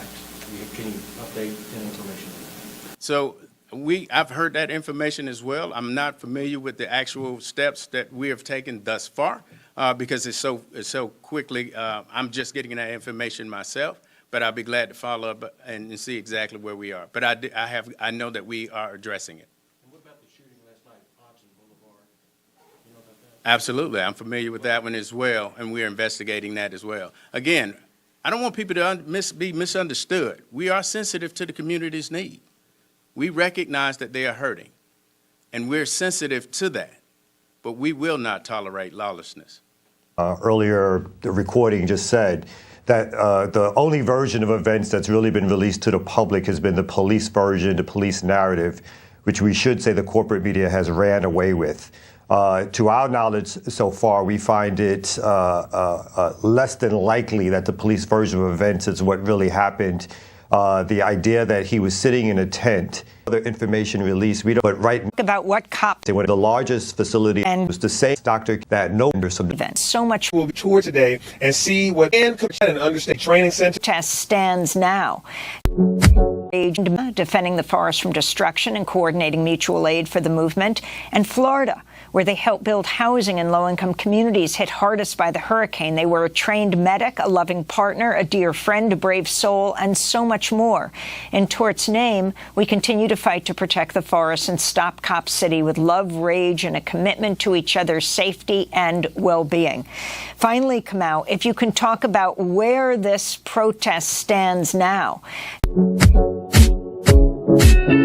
All right, well, good afternoon, everyone. Thank you for gathering with us today here at the Atlanta Public Safety Training Center.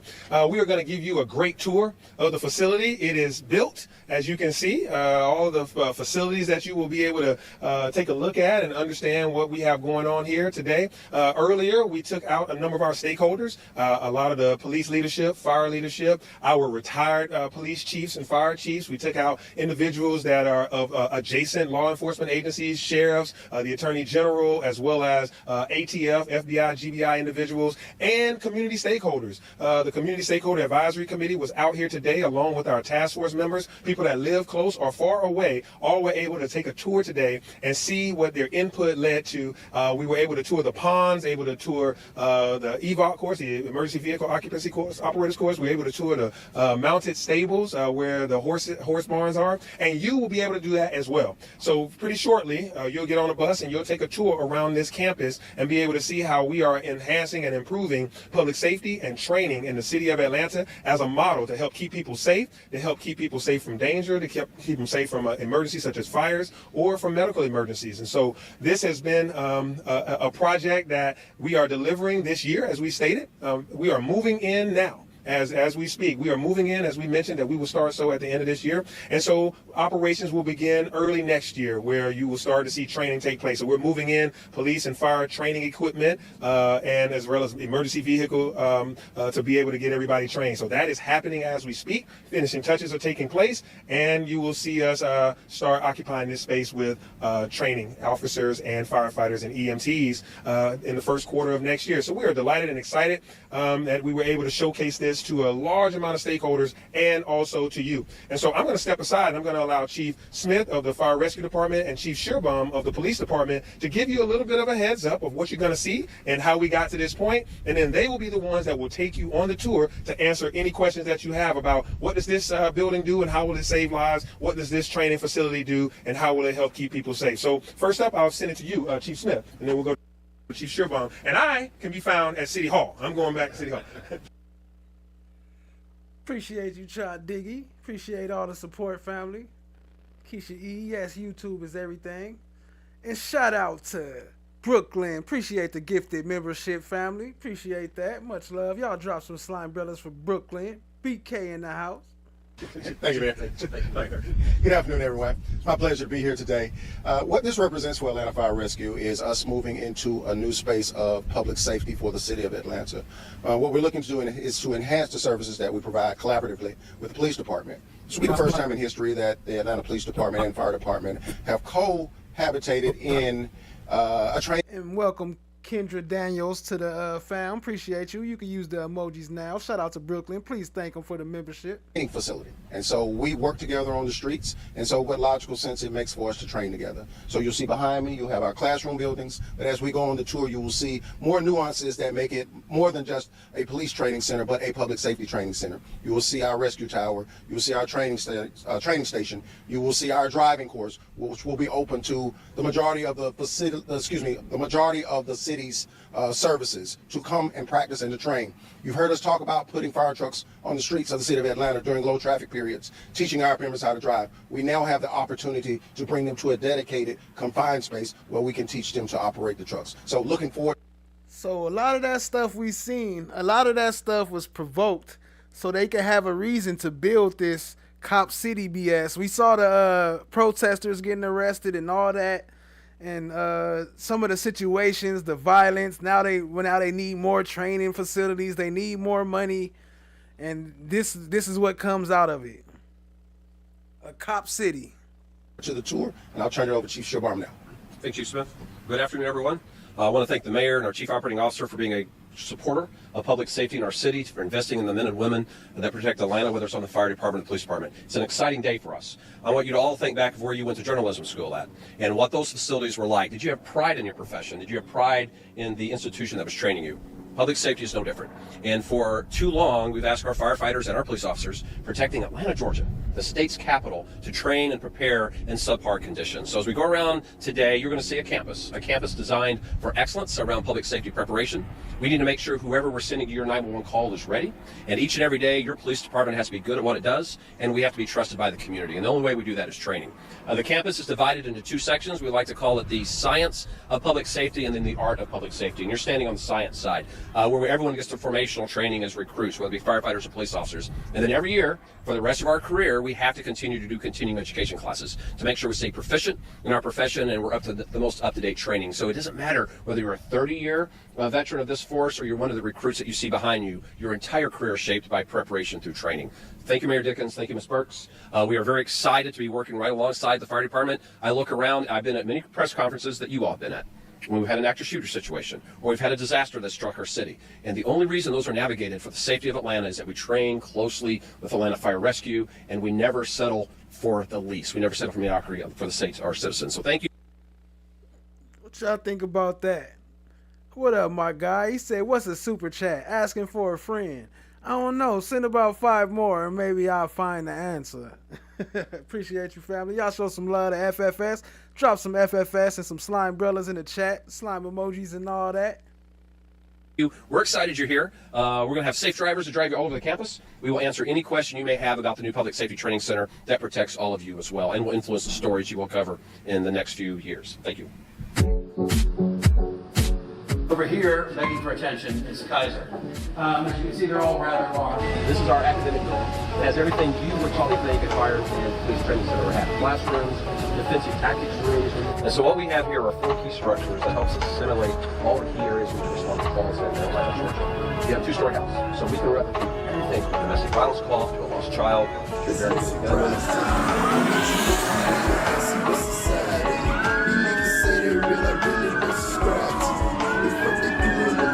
What you'll see behind us is a state-of-the-art 6-story building. It is one of 2 in the country, and what we refer to it as a rescue tower. It's our training fire station. That's a training with an emphasis on training.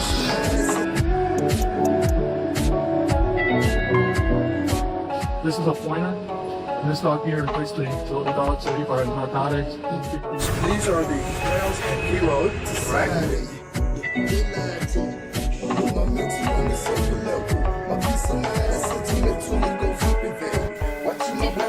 The GBI, I believe, mentioned that they were not aware that charges were coming for the officer involved in the Wendy's situation. Did the APD, were you aware that charges were coming from the Fulton Department? So what happened is I got a call right before the press conference itself saying that charges were being brought. So no, I was as shocked. In our administrative process, unless we recognize immediately that there's something before we call it, that's why we call the GBI in, to investigate this, and we follow their lead. What up, Becky Einhorn? I see you. Appreciate you joining, family. So I was surprised that the DA would get to that conclusion that fast. How would you say the relationship with the Fulton County DA's office and the APD is doing right now? I mean, we have to work. We're 2 organizations, 2 pieces of government that have to work together. Good, bad, you have to work together. We have to work together. All right. Chief, it's clear that the city's hurting, and I know the officers are hurting as well. We've been here for quite some time. Reflect on where we are right now. You've been here for a while. Can you compare it to anything, or is this one of the worst situations? This is probably I've been here a while. You're absolutely right. This is my 31st, and now that I'm back, it appears that I'm working on my 32nd year. And yes, this is a very challenging time. But one of the things that I was able to do is go out and talk to the officers myself, and some of these very officers behind me, to get their input on what was happening, what they were feeling. And as I stated in my speech earlier, a number of them have concerns about what's going on. This is a unique space. We've not seen incidences where cases have been brought against our police officers and have been brought so rapidly. We have a number of them that he's not moved on, the DA has not moved on that quickly. But there are officers sitting at home right now who you might be able to talk to. What do you want them to know about maybe coming back? One of the things I can't address the issues that have happened. What I can tell you is that we have to have faith in our due process. And if you have faith in your due process and believe that you have done everything appropriately, due process will play out. 2 questions related to Wendy's. One, the shooting last night. Do you have any knowledge of how that transpired, and do you have a suspect or a suspect description of who the shooter might be? I don't have that information right now. And then the second follow-up question related to the arson at the Wendy's. There was a warrant sworn out for a woman by the name of Natalie White. Y'all go sub up to Queen Slime. Go show her some love. Appreciate you, family. Hi, guys. How is everybody? Mr. Brooks mentioned the woman by the name of Natalie White when he was stopped by the officers on Friday, the previous Friday. Do we know if this is one of the same person? Atlanta Fire and Rescue is taking the lead on that case. During the protests over the last few weeks, APD Chief Shields, was seen out and about quite often, and there were some viral videos that took over of her speaking with protesters. Does that feel like a philosophy that you're going to be carrying on? Do you feel like it ultimately... What up, Miss Chocolate? So we wrapping up this portion of it right now. We're going to open up the panel in a minute. As soon as I play this last video, after this finish, I'm going to play one more of the family celebrating George Floyd, which is what it's about. George Floyd, Rayshard Brooks, and Secoreia Turner. Failed? How do you feel like the personal on-the-street relationship is between both leadership, officers, and protesters? Well, Chief Shield is a wonderful chief. She and I worked together for a number of years on this police department. And she have her style and I have mine. I am clearly also a person that doesn't have a problem getting out. Pink Slime, what's good, family? I see you. I think that as a zone commander, that was one of my strengths, continuing to meet with the community where they were. And then as well, meeting with these officers where they were. So I think that the strategy of getting out and actually hearing the concerns of the people and them being able to hear my voice directly is a good strategy. Last question, guys. There must have been a reason, Mayor Biden, picked you to lead the department at this point. Is there any kind of reason in particular you think you would show? You would really have to ask the mayor. I would imagine that she had seen me work from being a major in the zone all the way up to being the assistant chief of the police department. And I was already serving as the interim of the jail, and she felt the need for me to come in and assist here as well. But that's a question better asked for the mayor. Thank you, everyone. Talk about where this protest stands now.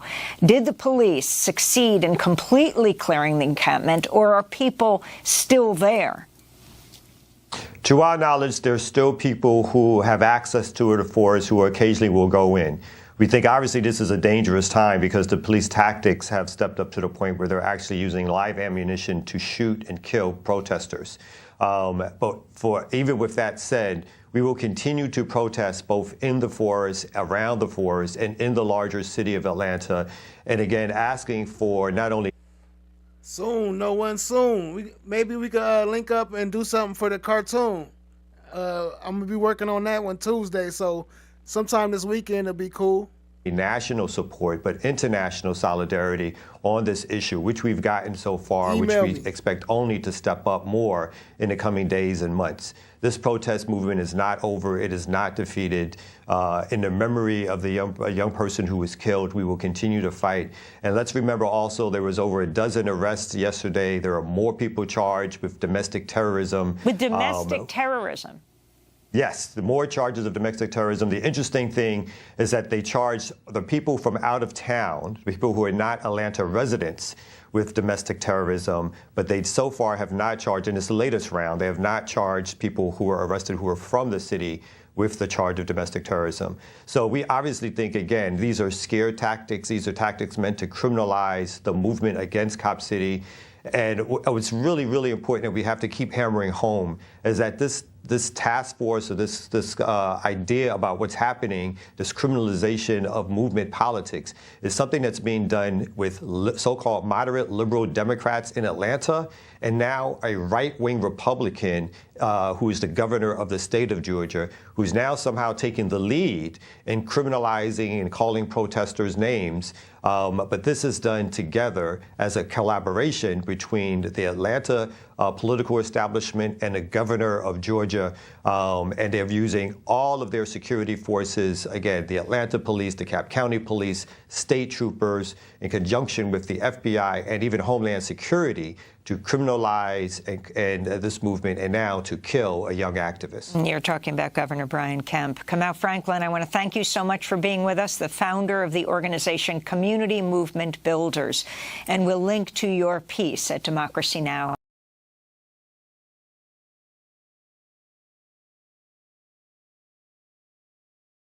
Appreciate y'all being here, family. Okay, I'm about to open up the floor. And also, let me play. Oh, snaps. What I do with the other video. Give me 1 second, family. I'm struggle streaming real quick. I thought I had this video ready, but apparently I saved it somewhere else. Oh, snaps. Alright, hold on. Give me a second, family. My bad.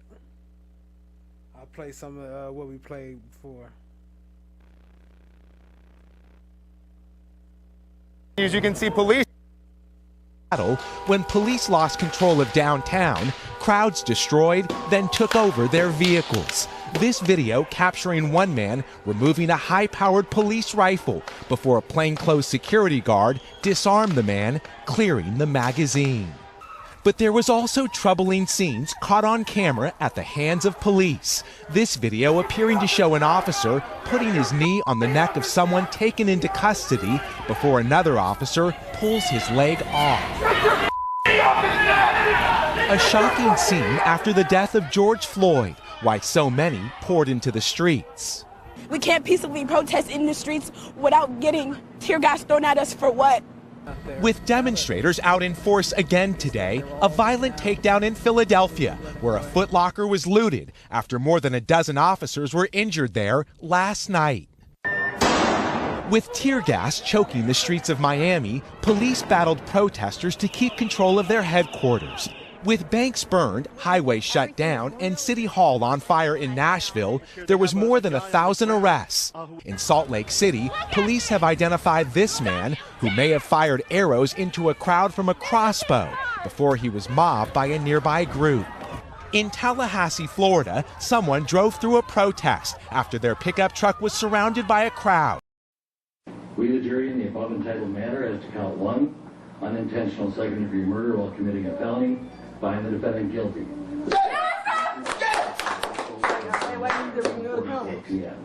Signed, juror 4-person, juror number 19.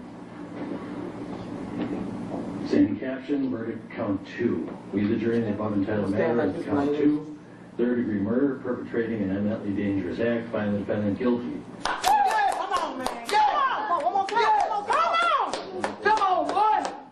Signed by jury 4-person, juror number 19.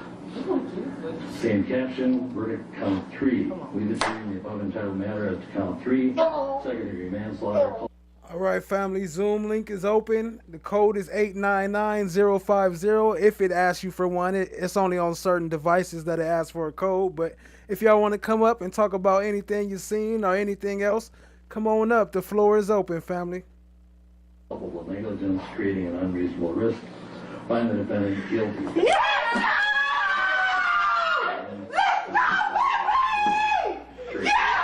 This is George Floyd's family reacting to his guilty verdicts, to the cops' guilty verdicts. Juror number 2. Juror number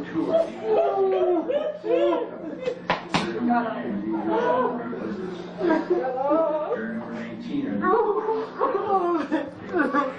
Juror number 27. These are true. Juror number 44. These are true and correct verdicts.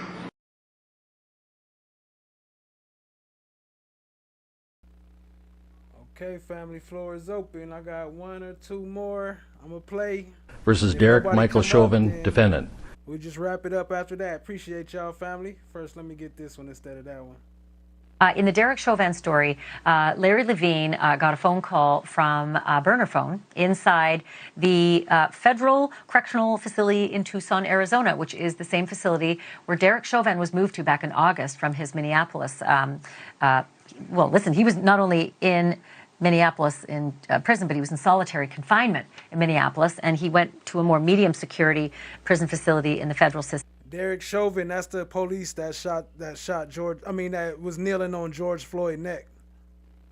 In Arizona. Larry, can you hear me now? I know our audio was really stinky a minute ago, but are you back with me? Yeah, I hear you fine. Sorry about the green screen. Apparently, I have tech problems.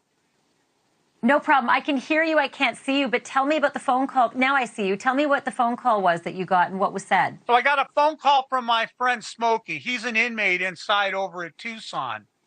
And here's the deal. This guy, John Tursak, he was a federal informant for the FBI like in 97, 98. And he cooperated in a huge...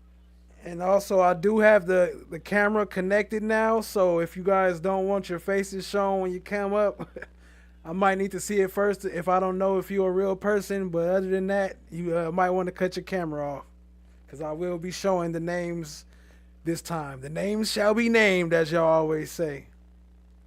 Mexican mafia investigation. There was like 40 people. Now, he picked up a grip of time himself. The guy's been locked up for what? 20, 22 years. Well, he's 30 months to the gate, as they say. Hey, K, what's good, family? I see you. And he planned this. He's terrified of getting out because they say there's a contract out on him. So he wanted to stay inside the prison, and this is why he did this. He's a white guy. He's not affiliated with Black Lives Matter. He's not affiliated with the Mexican mafia. They would like nothing more than to kill him. And this protective custody stuff, Tucson Medium, I mean, he's not PC. He has run of the yard. There's different kinds of federal prison, although having like... How is everybody? Minimum, low, medium, and high. They have something called a dropout yard. And a dropout yard is where they put people that are like sort of protected, but they're not. The staff can't be everywhere. It's like R.J. Kelly. He's sitting in Butner, North Carolina as a sex offender. That's a dropout yard. So they're real careful. We're Mini Viver up. Come on up and introduce yourself to the family. Family? About who they put in these places. You know, what's his name? Tursak, he really hadn't gotten any trouble while he was there. But he wanted to be high profile and he wanted to stay in prison, which I understand his reasoning as to why he did that. So can I ask you, if that's the case, he would have said something like, here's my reason I did this. No, he's not going to tell them Black Lives that. Matter. Oh, yeah, what up, AK? I don't remember if I spoke to you. What's good, family? Well, so you're saying that that's just a story that's being fed by the jail? By the prison? Well, Ash, you know what? He didn't tell them, gee, I wanted to stay inside. Okay, first of all, there's some weird things going on. The BOP has something called, that's the Federal Bureau of Prisons, called SIS, Special... Was he just about to say weird shit? Special Investigative... First of all, there's some weird things going on. The BOP has something called, that's the Federal Bureau of Prisons, called SIS, Special Investigative Section. They have people that are called SIAs, Special Investigative Agents. They will investigate the crime, and then it takes about a week or so, and they'll refer it to the FBI. Well, the FBI picked this stuff up, I don't know, a couple days after it happened. So they're kind of fast-tracking things, and he's not going to be honest with them and say, well, gee, I just wanted to stay in prison. Not at all. This is not a secure facility. It's a medium security FCI. It's got 2 fences around it, roving patrols with cops ready to light you up. You try to go over the fence. Cellular living. But during the day, inmates are milling around the institution. They have what's called controlled movement. It's kind of like when you were back in high school, there was passing periods between classes. Well, it's like high school passing periods between class where the inmates get to walk around freely. That's crazy. What up, AK? Hey, my bad. Hey, I try to always speak. It just be timing. Sometimes when I see your name pop up, it just be timing. I'll be like, I'm going to come back to it, but then I'll be forgetting. My bad. So I appreciate you being there, family. What up, though? They open the compound every hour, and inmates can move freely between different locations, and then they close the compound.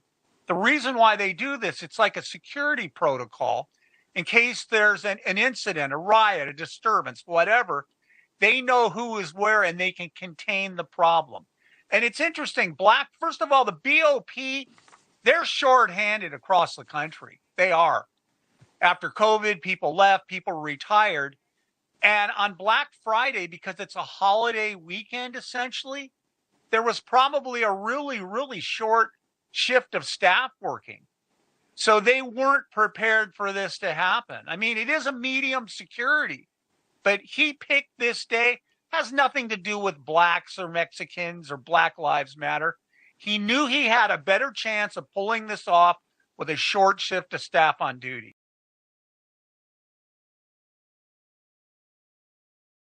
Versus Derek Michael Chauvin, defendant. Verdict, count 1. Court file number 27, CR 20-12646. We, the jury, in the above entitled matter as to count 1, unintentional second-degree murder while committing a felony, find the defendant guilty. This verdict agreed to this 20th day of April 2021 at 1:44 p.m. Signed, juror foreperson, juror number 19. Same caption, verdict count 2. We, the jury, in the above entitled matter as to count 2, third-degree murder, perpetrating an eminently dangerous act, find the defendant guilty. This verdict agreed to this 20th day of April 2021 at 1:45 p.m. Signed by jury foreperson, juror number 19. Same caption, verdict count 3. We, the jury, in the above entitled matter as to count 3, second-degree manslaughter, culpable negligence, creating an unreasonable risk, find the defendant guilty. This verdict agreed to this 20th day of April 2021 at 1:45 p.m. They would move to have the court revoke the defendant's bail and remand him into custody pending sentencing. Bail is revoked, bond is discharged, and the defendant is remanded to the custody of the Hennepin County Sheriff. Anything further? All right. Thank you.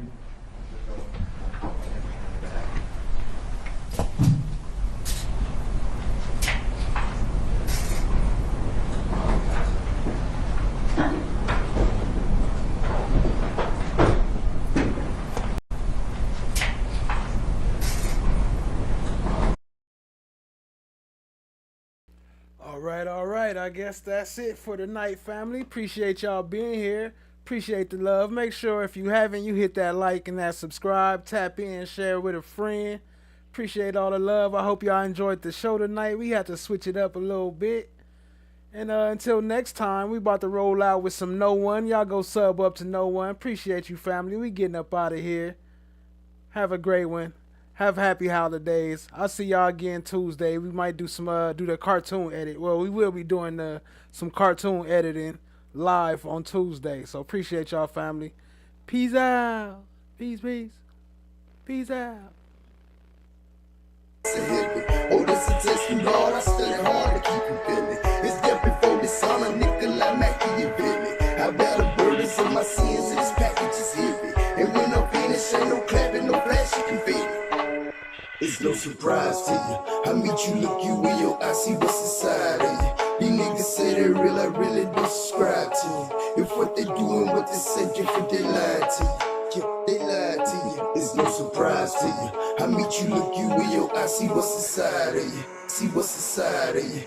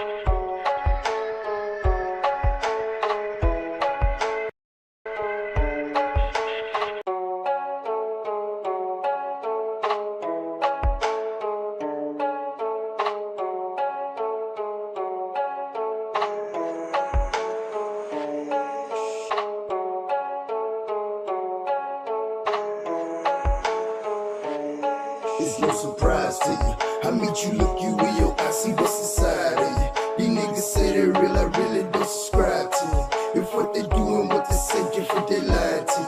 Yeah, they